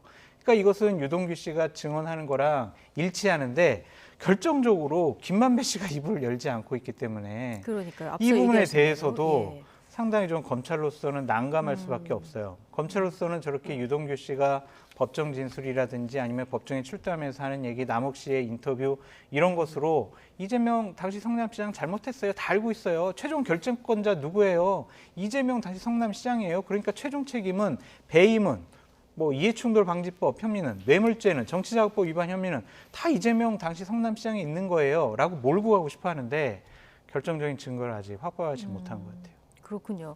자, 이렇게 결정적인 증거가 아직 뭐 이렇게 언론을 통해서 나오지 않는데 세 번째 소환 요구가 있다 보니까 민주당은 공세 수위를 높이는 분위기입니다. 당장 이번 주말 오후 4시에 국민보고대회 이걸 예고를 했거든요. 예. 뭐 어떻게 보십니까? 글쎄요, 어떤 형태로 할지가 관건이라고 저는 생각을 해요. 너무 과도하게 하면 오히려 방탄 프레임만 강화해주는 성격이 될 수도 있고요. 이재명 대표도 마지막에 와서 연설을 한다 이렇게 전해주고 있는데요. 그렇다 하더라도 결국에는 오는 분들이 전부 다 강성 지지층 위주로 올 텐데 그 자리가 국민들이 볼 때 뭐 합리적인 설명을 해내거나 굉장히 공감이 가는 이야기들을 잘 그 정리를 하는 자리가 되거나 이런 자리가 못 될 가능성이 있잖아요. 그러면 제가 볼 때는 국민들 입장에서는 하는 얘기 계속 하면서 지지층만 계속 또 결집하고 시끄럽게 하는구나 이렇게 느낄 수가 있어요. 지금 사실상의 내전 상태 아닙니까? 그러면 양쪽 진영은 제가 볼 때는 결집될 만큼 결집이 됐어요. 근데 저런 데 가서 더 결집을 노리고 저런 행사를 한다? 저는 패착이라고 보죠. 왜냐하면 오히려 그 중도층이나 합리적인 어떤 층에 어떤 눈살을 찌푸리게 하는 그런 결과만 얻을 수 있거든요. 저런 자리는요, 차라리 아주 차분하게 그 팩트들을 정리해서 이런 부분, 지금 얘기하고 있는 부분이잖아요, 저희가. 이런 건 전문 진술뿐이 없습니다. 그다음에 FC의 그거는 우리가 후원금으로 굉장히 잘못 알려져 있지만 이게 광고비고 광고비로 다 한 근거들이 있습니다. 이런 거를 차분하게 잘 알리는 차분한 캠페인성으로 가야지 저걸 가지고 무슨 어떤 뭐 결의대회 비슷하게 막 부흥회 비슷하게 한다? 저는 오히려 프레임에 말려드는 그 코끼리는 생각하지 마. 그거에 반하는 어떤 그 보고대회가 될 수 있다. 잘 생각해야 된다는 생각이 듭니다. 국민 보고대회의 성격을 어떻게 가져가느냐에 예, 따라서 그게 이게 플러스가 득이 될 수도 있고 마이너스, 실이 될 수도 있다. 실이 될 수도 있고. 예. 내일 비명계 그 민주당 의원들의 모임 민주당의 길도 발족을 한다고 네네. 하는데요. 이재명 대표 여기 가서도 연설을 한다고 해요. 네. 당장은 당내에서 어떻습니까? 원심력보다는 좀 구심력이 작동하는 겁니까? 뭐 그거는 이제 가능성으로는 상존을 하는 거고요. 근데 고민의 지점이 좀 다른 거죠. 뭐냐면 지금 이재명 대표 자체를 문제 삼기는 굉장히 어려운 거예요. 이게 분화가 된다 하더라도 그 분화되는 지점은 어디냐면 이재명 대표의 이런 거를 부당하다고 우리도 생각하고 싸우는데 도움을 주긴 줘야 되겠는데 이것이 모든 이슈를 다 블랙홀처럼 빨아들이다 보니 당의 미래가 걱정이 된다. 이게 이제 고민의 지점인 거거든요. 그러면 당의 미래를 어떻게 할 것이냐. 그러니까 한마디로 얘기해서 총선의 승리를 어떻게 담보할 것이냐. 이거에 대한 답을 구해야 되는데 지금 이런 상태로는 답을 구하기가 쉽지 않다라는 고민이 있는 거고요. 거기에서 그러면 우리만 고민할 게 아니라 이재명 대표도 지도자로서 당 대표로서 그거에 대한 해법을 내놔봐라. 지금 방탄 프레임 이거를 그럼 좀 벗어나서 우리 당이 국민의 지지와 공감대 속으로 들어갈 수 있는 방법을 내놔봐라. 이런 걸 좀 압박하는 거는 되는 것이죠. 자, 앞서 김창일 평론가께서 장애 집회 성격에 따라서 민주당이 득이 될 수도 있고 실이 될 수도 있다 이렇게 전망을 하셨는데 어떤 성격이 될 것 같습니까? 결국엔 지지층 모아놓고 내 편 좀 들어주세요. 저 억울해요. 저에게 힘 좀 주세요. 네. 그러한 고자질 대회가 될 수밖에 없다라고 저는 생각이 들어요. 그렇게 갈 수밖에 없다. 정치검찰 네. 나빠요. 저 진짜 대선 후보였는데 저에게 정치 보복하고 있어요. 윤석열 정권 나빠요. 이런 얘기를 하겠죠. 지지층은 환호하겠죠. 같이 분노할 거예요. 와, 윤석열 정권 타도하자 막 이럴 거예요. 근데 하지만 이재명 당대표가 불법적인 비리 혐의가 있다라고 생각하는 다수의 국민들에게는 저러한 모습도 좋지 않게 보일 거예요. 김상일 평론가께서 말씀 잘해 주셨듯이 지금 여당, 야당 모두 지지층을 보고 하는 정치는 그만해야 돼요. 중도층과 무당층, 지지정당 없음, 그런 합리적인, 상식적인 선택을 하려고 하는 국민들에게 얼마나 더 우리 측의 입장을 이해시킬 수가 있느냐. 그것을 생각해야지. 자, 일단은 내 편부터 확실하게 묶어두자. 우리 내 편 많이 들어줄 사람들을 많이 확보하는 게 중요해. 그렇게 생각하면요. 점점 축소돼요. 왜소화돼요. 자꾸 울타리를 넓혀서 중도층의 민심을 얻는 것은 불가능해진다라고 말씀드릴 수밖에 없습니다. 민주당이 가장 강한 힘을 발휘할 수 있는 곳은요. 다수 의석을 갖고 있는 국회입니다. 지금 국회 1월 달 임시국회 열어놓고 회의 열지도 않았잖아요. 그럼 민주당이 국민의힘이 얘기하는 것처럼 결국에는 이재명 당대표 방탄하려고 지금 체포동의안 처리 안 하려고 체포 못하게 하려고 지금 방탄국회 여는 거 아니야? 그 프레임에서 자유로울 수가 없다니까요. 그러니까 민주당은 장애로 가려고 하지 말고 원내 투쟁에 몰두해라. 그것이 훨씬 더 효과적이고 더 강력한 힘을 발휘할 수 있다. 그렇게 말씀드립니다. 싸우려면 국회 내에서 싸워라. 그럼요. 근데 저는 국민의힘에도 똑같은 말씀을 드리고 싶어요. 지금 국민을 위한다면 이거는 지금 사법 절차에 들어가 있잖아요. 이제 그만 좀 얘기하시고 국민들 다 알 만큼 알잖아요. 근데 자기네 지지층을 향해서 뭐 독한 얘기를 쏟아낸다 한들 뭐 중도층에서는 이거를 뭐 귀나 기울이겠습니까? 이미 이게 다 양쪽은 마녀사냥식 뭐 일반화 시켜가지고 뭐 하는 걸로 다 보여지는데 구체적인 걸 차라리 차근차근 이렇게 전달하는 방식을 통하는 게 훨씬 나은데 그런 것도 전혀 안 하잖아요. 굉장히 게으른 거거든요. 그러니까 자기의 어떤 감정만 그 계속 뭐라 그러죠? 좀 약간 해소하는, 감정만 해소하는 식으로 이거 이렇게 하면 우리가 얘기하잖아요. 소는 누가 키우나.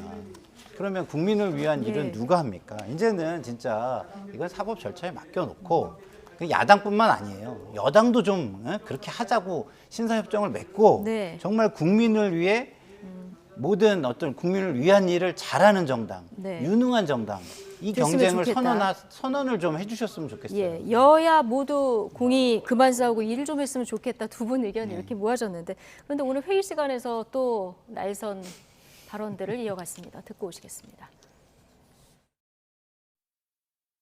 진술서로 대신할 조사라면 출두하지 말고 진술서를 등기 우편으로 보내면 되는 일입니다.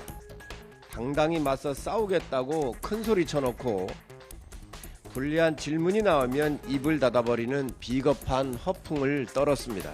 뉴스에 가치도 없는 부패한 정치인의 추한 궤변을 국민들께서 더 들어서야 되겠습니까? 이재명 대표님 왜 이리 떠십니까? 쫄지 마십시오. 성남 시민에게 엄청난 혜택이 돌아가게 한 대한민국 지자체장의 롤 모델 아닙니까? 이게 상을 줄 일이지 벌을 줄 일입니까? 윤석열 검사 독재 정권은 지금 인디언 기우제를 지내고 있습니까? 먼지가 나올 때까지 털어도 먼지가 나오지 않으면 먼지를 제조할 생각입니까? 윤석열 정권 그러다 먼지처럼 사라질 것입니다. 아주 날선 발언들이 또 오갔습니다. 정말 국회는 언제 일어나 국민들도 이런 생각 하실 것 같은데 이재명 대표가 0.73% 포인트 차로 대선에서 지고 지방선거에서 본인은 의원이 됐지만 또 선거에서 지고 그렇지만 또 당대표로 들어온 이후에 국회가 계속 방탄 논란만 계속되고 있는 상황이거든요. 이런 상황을 안 만들었다면 지금 민심이 민주당에 더 호의적이었을까요? 저는 그렇게 생각하죠. 왜냐하면 사실은 국민들 제가 이렇게 다양한 계층을 저도 많이 만나는 편이라고 제가 자부하는데 현 정부에 대해서 좋은 얘기하는 분을 거의 제가 못 봤어요. 현 정부에 민주당을 욕하는 분들은 봤지만 그리고 민주당을 욕을 하기 때문에 그래도 국민의힘을 찍을 수밖에 없다라고 말하는 분은 제가 봤지만 정말 국민의힘 그다음 지금 정부 여당 잘한다 그렇기 때문에 나는 저 정당을 굉장히 좋아하고 지지한다 이렇게 말씀하시는 분은 제가 거의 본 적이 없어요. 그렇기 때문에 저는 만약에 그거에 대한 반사이익을 우리가 왜 못 보고 있는가, 만약에 이재명 당대표가 당대표로 출마 안 하셨다면 지금 상황은 굉장히 달라질 수 있는 가능성이 상당히 높지 않았을까라고 저는 생각을 해요. 제가 틀릴 수도 있겠지만 그리고 제 주변에 있는 분들도 그런 얘기를 또 많이 해요.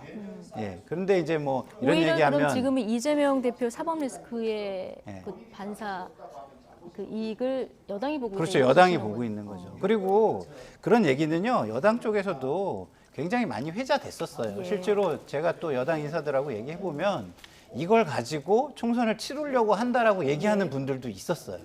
그리고 그렇기 때문에 이재명 대표의 수사를 뭐 작년 11월에 좀 아주 강하게 드라이브를 걸려고 했는데 그렇지 않고 이걸 좀 길게 가져가기로 했다. 이런 말도 회자가 됐었어요. 사실인지는 잘 모르겠지만 정치권에 그렇게 많이 회자가 됐던 건 사실입니다. 그러니까 이게 하나의 또 큰 전략으로 진짜로 뭐 생각할 수 있는 가능성도 충분히 존재하는 부분이죠.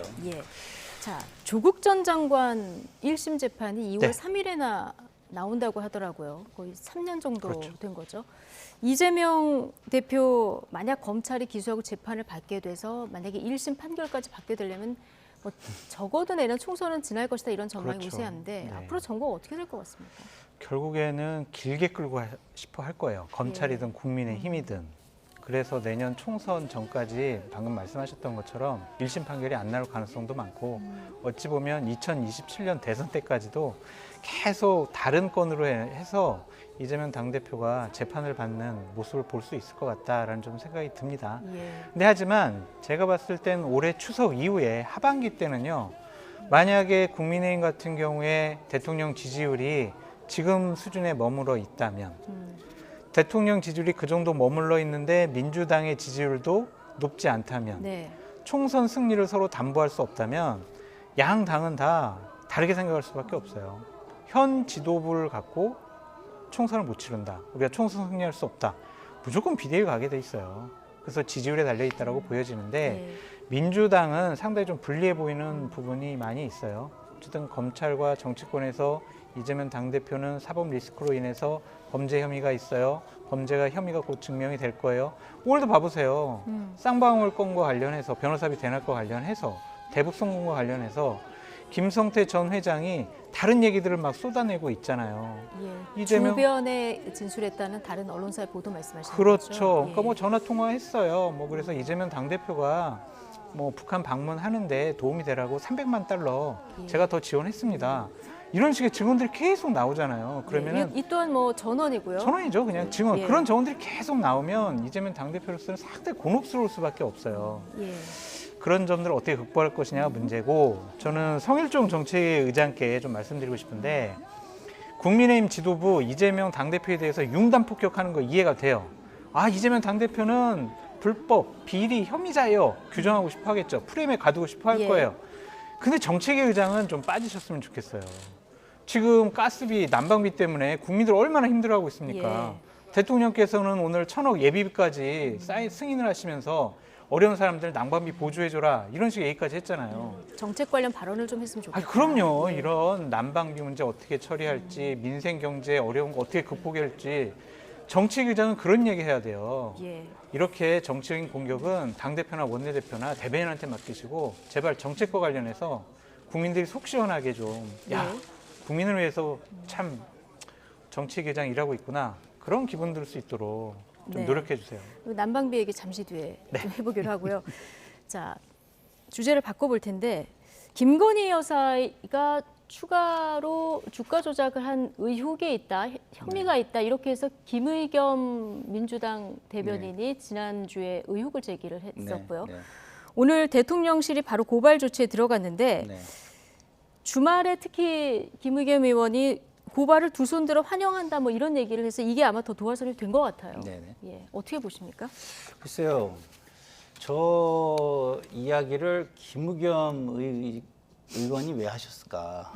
예? 네. 김의겸 의원이 하시는 순간 그 말의 신빙성이 확 떨어지잖아요. 예. 과거에 전력이 있기 때문에. 네. 그러니까 저런 얘기를 하더라도 그리고 좀 더 그리고 신중하고 꼼꼼하게 무게감 있게 했었으면 어땠을까? 왜냐하면 지금 국민들 중에 많은 분들이 지금 김건희 여사가 과거 대선 과정에서 나온 얘기와 다른 것들이 공판을 중심으로 해서 나오는 진술들이 많이 있단 말이에요. 예. 그럼 그런 것들을 들으면서 국민들이 아, 이거 대통령이 대선 그 토론 기간에 거짓말했네, 이렇게 생각하는 사람도 굉장히 많아요. 예. 그럼 그런 것들을 차분하게 모아서 이런 게 과거 있었는데 여기에 이런 이야기까지 나왔습니다. 네. 근데 이런 얘기까지 나왔는데 지금 검찰은 굉장히 국민들이 볼 때 이분에 대해서도 정말 불공정하다거나 의구심이 있다라고 생각한 분이 굉장히 많을 텐데 수사를 전혀 안 하고 있습니다. 이게 과연 검찰의 올바른 모습입니까? 예. 라고 이렇게 차분하게 얘기를 하면은 국민들이 제가 볼 때 들을 거예요, 지금은. 예. 왜냐하면 시끄럽게 떠드는 사람들 정말 싫어하는 분들 많거든요. 근데 이거를 아주 가볍게 예. 우리 기술인가요? 그 회사 하나를 툭 찍어서 앞에 것들의 어떤 정황을 같이 묶지 못하고 가볍게 툭 던져버리셨잖아요. 그걸 혐의라고. 근데 그거는 제가 볼 때는 전략적이지 못하고 기술적이지도 못하다. 예, 메신저의 문제하고 좀 성급하게 된 예, 측면이 너무 있다. 가볍게 던졌다. 이렇게 보셨는데, 근데 김의겸 대변인이 김건희 여사가 우리 기술이란 작전주 매매에 개입했다고 주장하는 근거는 뭘까요? 김의겸 대변인 기자회견 발언 듣고 오시겠습니다. 언론 보도를 근거로 해서 의혹을 제기한 겁니다. 제가 만들어낸 말이 아니고요. 도이치모터 주가 조작과 관련해서 제가 그동안 주장하고 추적해왔던 내용들이 있습니다. 그 흐름 속에서 같은 맥락 속에서 제가 이해하고 파악을 한 겁니다. 김건희 여사가 용산에서 일종의 성역으로 대접을 받고 있다고 생각을 합니다. 지금 윤석열 정부에서 김건희 여사가 차지하고 있는 지위, 위치 이런 것들을 보여준다라고 생각을 합니다. 예, 내가 만들어낸 게 아니라 이 언론 보도를 근거로 한 의혹 제기다. 자, 이렇게 얘기를 했는데, 자, 대통령실은 이게 우리 기술이라는 그 주가 조작에 대해서는 검찰에서 수사를 한 적도 없고 공소장에도 없기 때문에 근거가 없다, 이런 주장이거든요. 자, 어떻게 보십니까? 양측의 저는 주장? 김의겸 대변인의 말을 1%도 못 믿겠어요. 청담동 가짜 술자리 의혹 사건 본인이 문제 제기했잖아요. 예. 당사자도 아니라고 그래요. 아직도 사과를 안 하고 아직도 믿고 싶대요. 그런 사람이 대변인이에요. 그런 사람이 또 이런 주가 조작 혐의에 대해서 주장을 했어요. 어떻게 저 사람 말을 믿어요? 저는 메신저로서, 정치인으로서, 대변인으로서 김의겸 의원은 이미 신뢰를 상실해 버렸다. 그러한 자격조차 없다라고 좀 말씀드리고 싶습니다. 저러한 모습이 이재명 당대표나 민주당에게도 결코 도움이 되지 않을 거다라고 말씀드릴 수밖에 없습니다.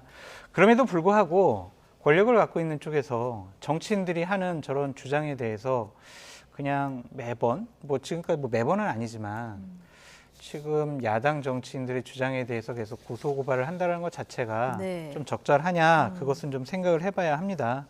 정치권은, 의원들은요, 다른 얘기하는 사람들이에요. 발목 잡는 게 정치인들이 하는 일입니다. 야당 의원들이 그러면 아유 김건희 여사 잘했습니다, 윤석열 대통령 잘했어요 이러겠냐고요. 틈만 보이면 트집 잡고 딴지 걸고 발목 잡고 그게 야당 의원들의 일이거든요. 그런 것들에 대해서 일일이 저렇게 대응한다는 것 자체가 좀 적절하지 않다라는 생각을 갖고 있습니다.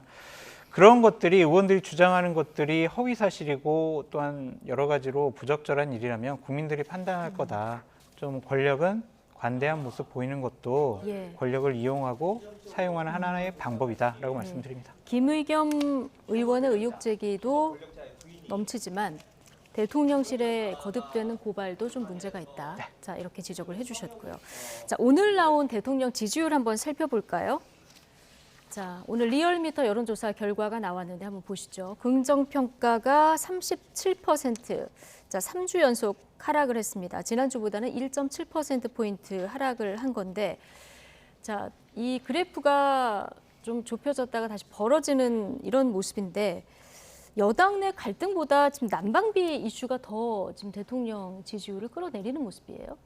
글쎄요, 저는 그것도 영향이 있겠지만 지금 보면은 70대 하고 보수층에서 부정평가가 상승했다는 부분도 있지 않습니까? 그런 부분을 보면 지금 당이나 국정을 운영하는 거에도 너무 좀 과하다, 좀 거칠다 이런 생각이 좀 있는 것 같아요. 안정적이지 못하다, 불안하다 이런 생각이 있는 것 같아요. 그래서 난방비 폭탄 그 부분도 있지만 당무 개입하고 당을 그러니까 국정을 운영하는 방식에 있어서의 어떤 비토, 거부감 이것도 한몫을 좀 하고 있는 거 아닌가 이런 생각이 들고요. 조금 더 다음 주나 뭐 다다음 주 여론조사까지 조금 지켜봐야 되겠지만 이렇게 사실상의 내전 상태로 양쪽 진영이 똘똘 뭉치는 상황에서 하락 추세가 나타난다. 이거는 제가 볼 때는 윤석열 대통령이 조금 한 번 더 되돌아봐야 할 부분이라고 생각합니다. 꼭 난방비 폭탄만 그 부분도 뭐 당연히 아닌 있겠지만. 것 같다. 뭐 리얼미터 분석입니다. 난방비의 영향이 컸을 것이다. 이제 그 분석인데, 자, 오늘 윤석열 대통령이 취약계층 난방비 지원에 1,000억 원 이거 지출안을 바로 제가를 했습니다. 이거 뭐 여론을 신경 쓰는 그런 모습일 수밖에 없겠죠. 그러니까 뭐 취약계층에다가 15만 원 주던 것을 좀 30만 원으로 상향 조정을 하겠다. 그다음에 다른 지원금을 뭐 9만 5천 원까지 뭐 상향 조정을 하겠다. 이러한 당초에 정부 발표가 있었잖아요. 그런 거에 대한 재원 조달 방안을 지금 대통령께서 말씀하신 것 같은데 난방비 문제는 여론에 상당히 큰 영향이 끼쳐진 것 같아요. 왜냐하면 현실적으로 돈이 더 나가잖아요. 훨씬 더 많이. 생각하지도 못한 돈이. 그에 대한 주부층 그리고 그냥 월급을 받아서 생활하는 사람들의 부담감은 상당히 컸을 거다라는 생각이 들고 또 하나 지지율이 좀 낮아진 이유는 나경원 의원을 전당대회에 출마시키지 않으려는 그러한 좀 폭력적인 모습들에 대해서 좀 반감이 있지 않았나, 나경원 의원을 지지하는 층에서의 반감이 있지 않았나라는 좀 생각이 듭니다. 난방비 때문에 많은 국민들이 어려워하고 힘들어하면 정책적으로 그분들의 삶을 돌봐주는 게 권력 운영, 집권 운영에 무한 책임을 갖고 있는 대통령과 집권 여당이 해야 될 일이라고 생각이 듭니다. 근데 하지만 한덕수 국무총리가 얘기한 것처럼 난방비 가격 억누르는 것은 포퓰리즘이다. 문재인 정권 탓한 거죠. 오늘 또 정진석 비대위원장도 문재인 정부 탈원전이 난방비 대란을 초래했다라고 하면서 전 정부 탓을 했어요. 이제는 좀 이제 10개월 정도 지났잖아요. 그러면은 작년에 2월 달에 있었던 러시아와 우크라이나 전쟁 때문에 난방비가 갑자기 가스비가 폭등했잖아요. 그러면 전 정부 탓으로만 돌리기에도 이것은 좀 옳은 생각이 아닌 것 같아요. 이제는 정말 우리가 이런 것들을 제대로 민생을 선제적으로 대응하지 못하고 살피지 못해 죄송합니다. 앞으로 더 잘 살피겠습니다. 이래야 돼요. 왜냐하면 2월 달 이제 고지서가 나오잖아요. 더 크겠죠. 더 커요. 그렇죠? 예. 그러면 오늘 그때도 더군다나 나온 대책은 정말 취약계층에만 한정된 거란 말이죠. 160만 명이 한정된 거잖아요. 예. 그러면은 다수의 국민들 어떻게 할 거냐고요. 1월 달 난방비, 2월 달에 고지서 받으면은요. 국민적인 분노가 더 커질 거란 말이에요. 그럼 그때도 똑같이 문재인 정부 탓입니다. 그럴 거냐고요. 예. 그러니까 이거는 그만하고 본인들 책임이다. 본인이 책임지셔라. 그렇게 말씀드립니다. 예.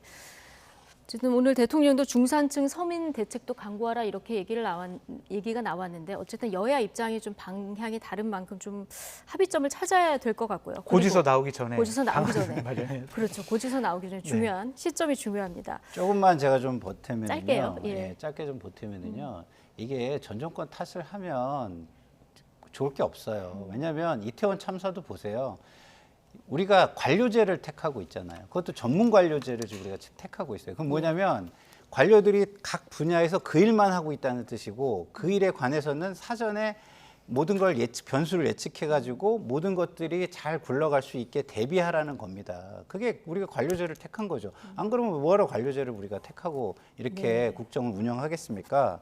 근데 이렇게 사인들, 그거에 대한 어떤 예측할 수 있는 변수들, 그런 사인들이 충분히 있었는데도 대비하지 못했다면 제가 볼 때는 그거는 일에 대한 애정, 그리고 국민에 대한 어떤 애민정신, 그리고 세심함, 이런 것들이 부족한 것이죠. 그래서 자기들이 지금 당장 이걸 사전에 대비하지 못한 거, 권한이 있었으나 그만큼 책임지지 못한 거, 이걸 가지고 반성하는 게 먼저라고 생각합니다. 알겠습니다. 자, 근데 오늘 난방비 지원 브리핑 김은혜 홍보수석이 했습니다. 최근에 김은혜 홍보수석 얼굴을 자주 볼 텐데 보통 이제 이재명 부대변인이 최근에 브리핑을 많이 하지 않았습니까? 그런데 이재명 부대변인이 사퇴를 했더라고요. 그 이유를 보니까 어떤 대통령 순방 일정이 맞아요. 언론에 노출된 네. 이 부분. 근데 설명이 좀 두루뭉술하다 이런. 두루뭉실해요. 왜냐하면 그것이 예. 기자들과의 단체 SNS 방에다가 그것을 올렸는데 한 기자가 그거를 어느 기업체 대관 담당한테 유출을 해가지고 그게 이제 또 알려져가지고 이재명 당대표가 이재명 부대변인이 당대표가 죄송합니다. 부대변인이라 부대변인이 곤혹스러운 일을 당했는데 저는 이것은 권력 싸움의 일환이 아닌가라는 좀 생각도 들어요. 좀 취재를 하고 들으신 내용이 있습니까? 근데 뭐 다 말씀드리기는 예. 어렵지만 권력 싸움의 일환인 것 같다라는 좀 생각도 들고 이재명 부대변인에 대해서 좀 좋아하지 않았던 것도 같아요. 그러니까 정말 일을 열심히 했잖아요. 대변인 역할도 하면서.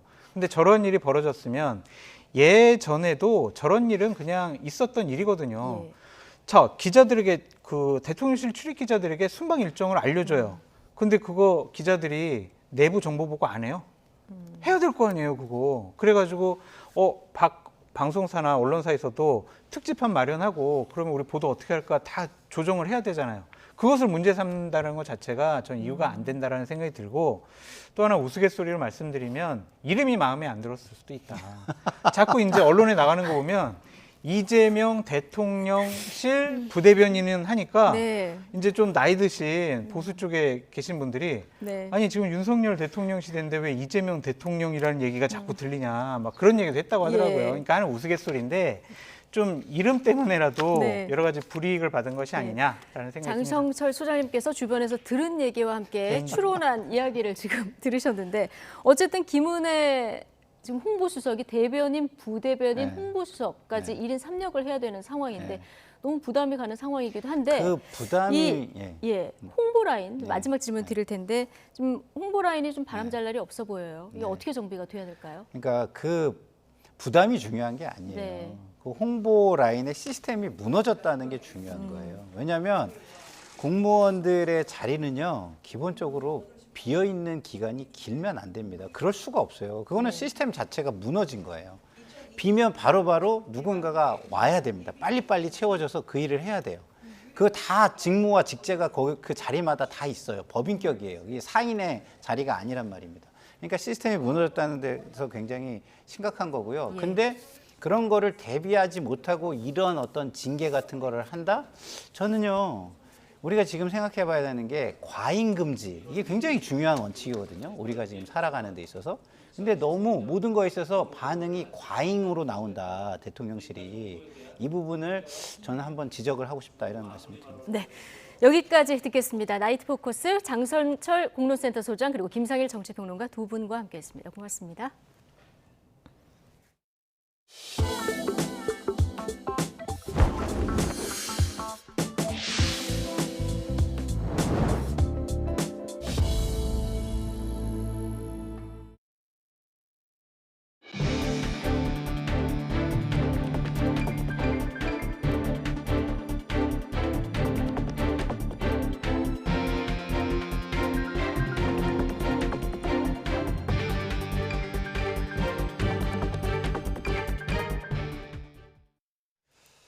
이재명 대표가 대장동과 위례개발 특혜 의혹과 관련한 검찰의 추가 소환에 대해서 모욕적이지만 대선 패자로서 오란이 가겠다고 밝혔습니다.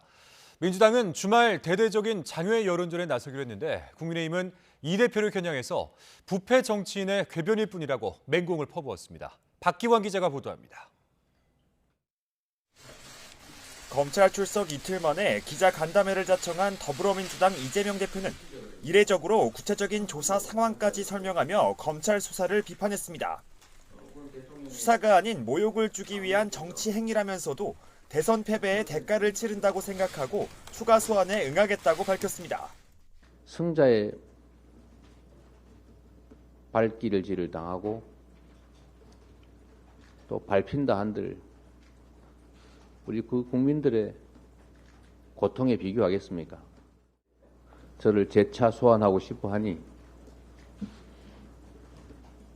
또 가겠습니다.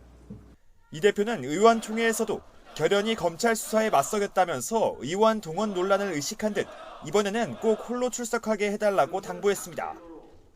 민주당은 이와 함께 검찰 수사에 맞서 이번 주말 윤석열 정부의 실정 규탄을 위한 대국민 보고대회를 여는 등 대대적인 장외투쟁을 예고했습니다. 그 윤석열 정권의 무능과 실정 폭정에 대해서 보다 더 공세적으로 따지고 싸울 것이며 또한 또 주말에는 국민과 함께 하겠다는 것입니다. 국민의힘은 이 대표가 아전인수식 궤변을 쏟아내고 있다며 맹공을 퍼부었습니다. 죄가 없다고 펄펄 뛰면서도 검사의 질문에 입을 닫고 있는 건 어떻게 이해해야 하느냐고 쏘아붙였습니다. 핍박받는 민주투사인 양 어설픈 코스프레 그만하시기 바랍니다. 뉴스에 가치도 없는 부패한 정치인의 추한 궤변을 국민들께서 더 들어서야 되겠습니까? 민주당이 여론전에 나선 걸 두고는 이재명 대표가 방탄을 읍소하고 있다고 강하게 비판했습니다. 일당이 이 장외로 나간다는 것은 스스로 국회의원으로서의 책무, 국회로서의 책무를 포기한 것이기 때문에 바람직하지 않고 국민들도 동의하지 않을 거라고 생각합니다. 이재명 대표에 대한 검찰 수사가 강도 높게 이어지면서 여야의 극한 대립도 갈수록 거세지고 있습니다. YTN 박견입니다. 자, 성남FC와 대장동 의혹 외에 이재명 대표를 향한 또 다른 검찰 수사, 바로 변호사비 대납 의혹 사건입니다. 핵심 피의자인 쌍방울 김성태 전 회장이 이 대표와의 관련성을 계속 부인하고 있는 데다 검찰도 관련 증거를 확보하지 못해서 수사 개시조차 안 된 상황입니다. 김태형 기자입니다. 민주당 이재명 대표를 직접 겨냥한 주요 수사 가운데 검찰이 마음대로 속도를 내지 못하는 수사가 바로 변호사비 대납 의혹 관련입니다. 비자금 조성과 사용처를 규명할 열쇠를 쥔 쌍방울 김성태 전 회장을 국내로 데려오면서 반전을 꾀했지만 진척이 없는 상황입니다. 김 전 회장 귀국 이후부터 대북 송금 그리고 이화영 전 부지사와 관련된 뇌물 의혹 사건에만 집중했습니다. 검찰 관계자는 YTN 취재진과의 통화에서 김 전 회장 구속 만기까지는 시간이 많지 않은 만큼 구속된 범죄 사실 위주로 조사할 수밖에 없다고 설명했습니다. 세간의 관심이 집중된 변호사비 대납 의혹 수사는 아직 시작도 못한 상황입니다. 김 전 회장은 이재명 대표와는 만난 적도 없다는 기존 입장을 고수하고 있습니다. 이런 진술을 깨려면 검찰이 확실한 증거를 제시해야 하지만 그렇지도 못한 상황인 것으로 전해졌습니다. 검찰 관계자는 증거가 확보됐는지는 확인해주기 어렵다면서도 당장 이재명 대표를 소환하기는 쉽지 않은 상황이라고 덧붙였습니다. 김 전 회장 구속 만기는 다음 달 5일. 현재 상황으로 가면 공소장에는 대납 의혹이 빠질 수 있습니다. 이렇게 되면 검찰이 김 전 회장을 다른 의혹 사건으로 일단 재판에 넘긴 뒤 대납 의혹 수사를 본격적으로 진행하는 방법을 선택할 것으로 보입니다. YTN 김태원입니다. 종합편성 채널 TV조선 재승인 심사 과정에 개입한 의혹으로 구속영장이 한 차례 기각됐던 방송통신위원회 국장급 간부에 대해서 검찰이 영장을 재청구했습니다. 서울 북부지방검찰청은 지난 27일 방통위 양모 국장에 대한 구속영장을 법원에 다시 청구했습니다. 앞서 검찰은 3년 전 심사 당시 TV조선의 최종 평가 점수가 재승인 기준을 넘기자 심사위원들에게 평가 점수를 알려주며 점수표 수정을 요구한 혐의로 양모 국장과 차모 과장에 대한 구속영장을 청구했습니다. 법원은 차 과장에 대한 구속영장은 발부했지만 양 국장의 경우 구속의 상당성을 인정하기 어렵고 방어권을 보장할 필요가 있다며 영장을 기각했습니다. 대통령실 공직기강 비서관실에서 방송통신위원회에 대한 감찰에 들어갔다는 언론 보도에 대해 대통령실은 대통령이 임명한 공직자 비위, 직무 태만, 품위 위반을 방치하면 그것이 직무유기라고 밝혔습니다. 대통령실 고위 관계자는 브리핑에서 현재 감찰 사항에 대해 구체적으로 확인할 수 있는 내용이 없다면서 이같이 말했습니다. 실내 마스크 착용 의무가 해제되면서 그동안 1시간 단축 운영됐던 은행 영업시간도 오전 9시부터 오후 4시까지로 정상화됐습니다. 고객들은 이용이 한결 수월해졌다고 반겼지만 노조는 사용자 측이 일방적으로 영업시간을 되돌렸다면서 법적 대응을 예고했습니다. 강희경 기자입니다. 오전 9시가 되자 굳게 닫혀있던 은행 셔터가 올라갑니다. 밖에서 줄을 서고 있던 고객은 서둘러 은행 안으로 발걸음을 옮깁니다. 은행들이 코로나19 사회적 거리두기 강화로 시작된 단축 영업을 1년 반 만에 중단하기로 한 겁니다. 마스크 착용 의무가 풀리면서 은행 영업시간은 오전 9시부터 오후 4시로 정상화됐습니다. 고객들은 영업시간 연장을 반기는 모습입니다. 일 끝나고 가려면 은행 문을 닫아버리니까 업무를 못 봤어요. 저한테는 좀 옛날 정상 그대로 가니까 좋은 것 같아요. 일하다가 따로 시간을 내지 않아도 되고 급한 일을 더 일찍 처리할 수 있어서 은행을 이용하기 훨씬 수월해졌다고 환영했습니다. 좋죠. 그전에는 상당히 불편했어요, 솔직히서. 예금을 시켜도 시간이 있으면 그만큼 여유가 있고 돈을 찾으러 급한 일이 있어도 빨리 찾으러 오고. 그러나 내부 사정은 복잡합니다. 앞서 금융노사는 실내 마스크 착용 의무 해제 전까지 영업시간을 1시간 단축하기로 합의했습니다. 지난해 별도 TF를 구성해 다시 논의하기로 했는데 마스크 의무 해제 일정이 나오고도 논의에 진척이 없자 사측이 외부 법률 자문을 거쳐 영업시간을 일단 되돌리기로 한 겁니다. 노조는 사측의 일방적인 결정이라며 강력 반발하고 나섰습니다. 점포와 직원 수가 모두 급감하는 상황에서 단순히 영업시간만 되돌리는 건 근본적인 고객 불편 해소 방안이 될 수 없다고 강조했습니다. 또 점포별 자율적인 영업시간 설정 그리고 고객의 편의성과 접근성을 확대할 수 있는 9to6 점포의 확대 방안 등을 제안을 했습니다. 그러나 사측은 이 모든 노측의 제안을 거부했습니다. 또 노사 합의 위반에 대해 사측을 업무방해로 고소하겠다고 밝히는 등 법적 대응을 예고해 은행 영업시간을 둘러싼 논란은 계속 이어질 것으로 보입니다. YTN 강희경입니다. 세계보건기구가 코로나19 공중보건 비상사태를 유지하기로 했습니다. 최근 중국을 중심으로 사망자가 늘고 있는 데다 전파력이 강한 이 하위 변이가 확산하기 때문으로 풀이됩니다. 류재복 기자의 보도입니다. 화장터에 시신이 너무 많아 부근 공터에서 임시로 화장할 수밖에 없습니다. 유해가 제대로 소각되지 않은 채 방치돼 있습니다. 화장터의 긴 대기줄과 시신 방치 등은 코로나19 감염이 폭발한 중국의 최근 모습입니다.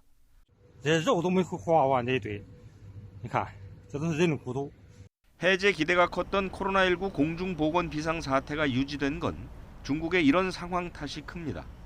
제로 코로나 정책을 벌인 뒤 순식간에 퍼진 감염으로 수많은 사람이 목숨을 잃었습니다. 게다가 중국 정부가 사망률이나 입원율 등 정보를 공유하지 않아 상황 파악조차 쉽지 않다고 봤습니다.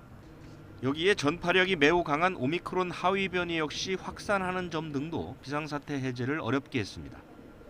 The committee has advised me that, in its view, COVID-19 remains a global health emergency, and I agree. 이에 따라 지난 2020년 1월 말 선포된 공중보건 비상사태는 3년을 넘기게 됐습니다. 비상사태는 세계 보건기구가 내릴 수 있는 최고 수준의 공중보건 경계선언입니다.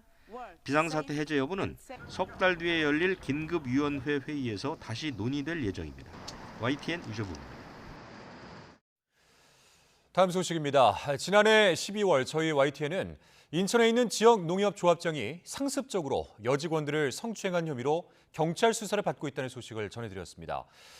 당시 조합장은 피해자에게 사과하겠다고 했는데 그 말이 무색하게 사내에서는 2차 가해가 이어지고 있었습니다. 김다현 기자가 보도합니다. 인면권을 쥔 조합장 홍모 씨가 성추행을 저질렀다고 용기 내 알렸던 피해자들은 여전히 불안해하는 모습이었습니다. 사과하겠다던 조합장은 아직 아무런 말이 없고 오히려 사내에선 자신들에 대한 2차 가해가 이어지고 있다고 호소합니다.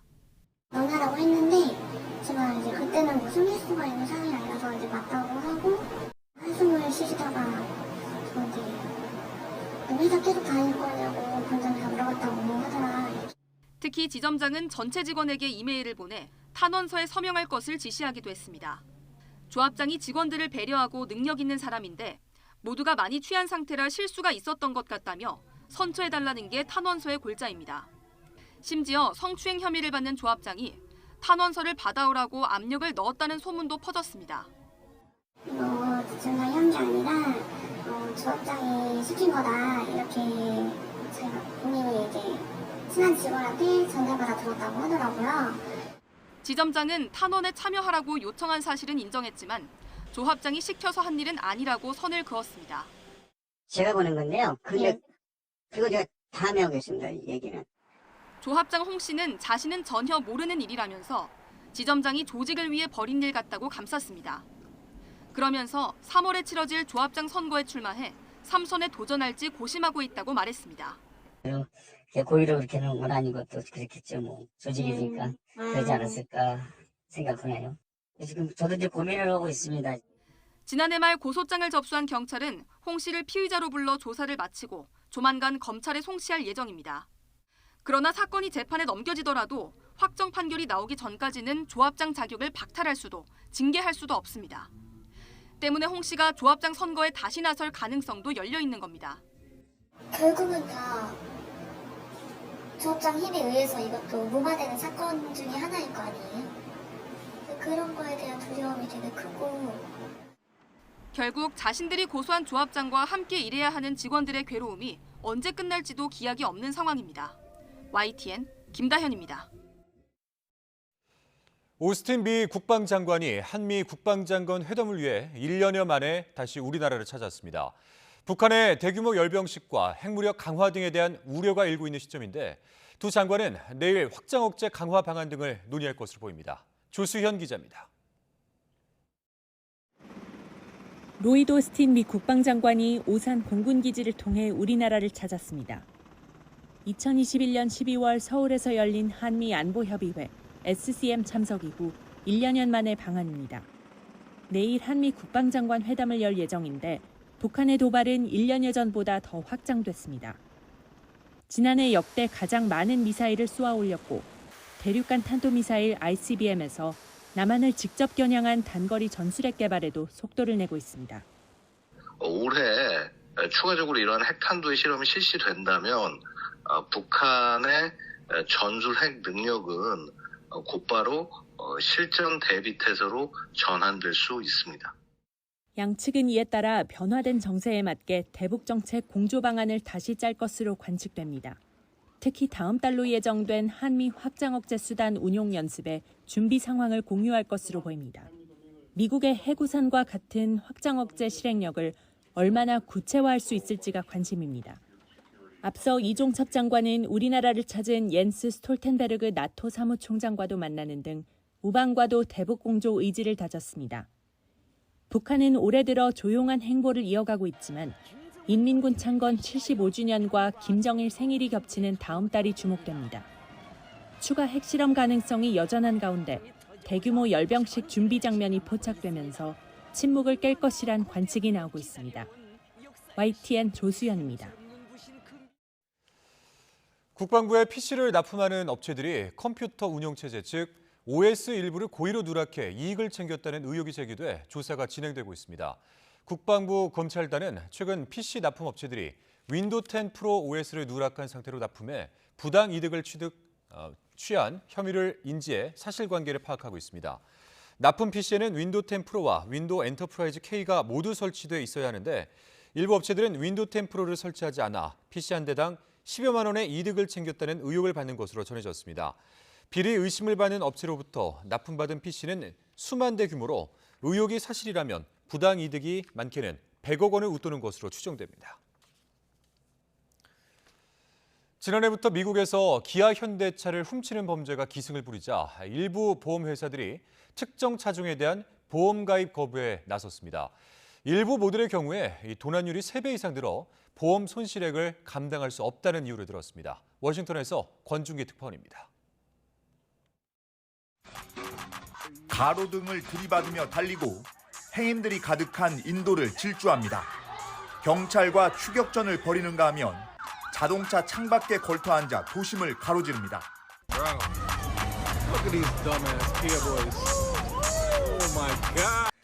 지난해부터 미국에서 기아 보이즈, 기아 챌린지라는 이름으로 유행한 SNS 영상들입니다.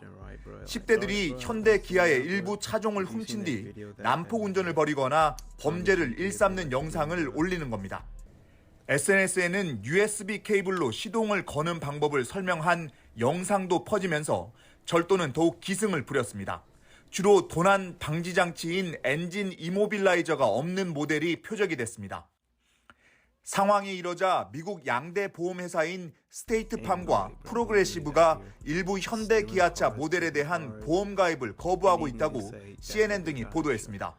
보험사는 지난 1년간 현대기아차 특정 모델의 도난율이 3배 이상 증가하고 일부 지역에서는 다른 차량에 비해 20배 이상 많이 도난됐다는 자체 통계를 내놨습니다.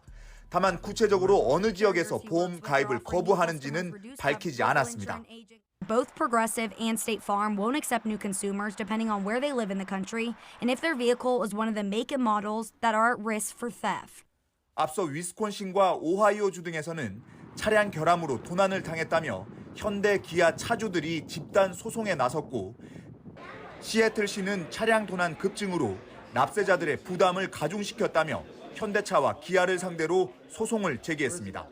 워싱턴에서 YTN 권중기입니다. 공기가 한결 부드러워졌습니다. 오늘은 종일 예년과 비슷하거나 조금 높은 수준을 보이면서 바깥 활동하는 데 큰 불편함 없었는데 내일도 서울 아침 기온이 영하 3도, 광주 영하 4도로 예년 수준을 보이며 큰 추위 없겠고 한낮에는 서울 기온이 7도, 광주 11도까지 오르는 등 오늘보다 날이 더 온화해지겠습니다. 하늘은 대체로 맑다가 점차 구름량이 늘겠고 영서 지방에는 오후부터 밤 사이 1에서 3cm의 눈이 오겠습니다. 서울 등 그 밖의 중북부 지방에도 빗방울이 조금 떨어지는 곳이 있겠습니다. 또 동해안을 중심으로 건조특보가 내려진 가운데 이 지역에는 비가 내리지 않거나 빗방울 정도에 그치면서 건조함이 더욱 심해지겠습니다. 불씨 관리 더욱 철저히 해주시기 바랍니다. 내일 아침 기온 예년과 비슷하겠습니다. 서울 영하 3도, 대전 영하 5도, 부산 영하 1도로 예상됩니다. 낮 기온은 예년보다 2도에서 5도가량 높겠습니다. 서울 7도, 대전 9도, 부산 10도로 예상됩니다. 당분간 한파 수준의 심한 추위는 없을 전망입니다. 날씨 정보였습니다. 월요일 뉴스라이트 마치겠습니다. 함께해 주신 여러분 고맙습니다.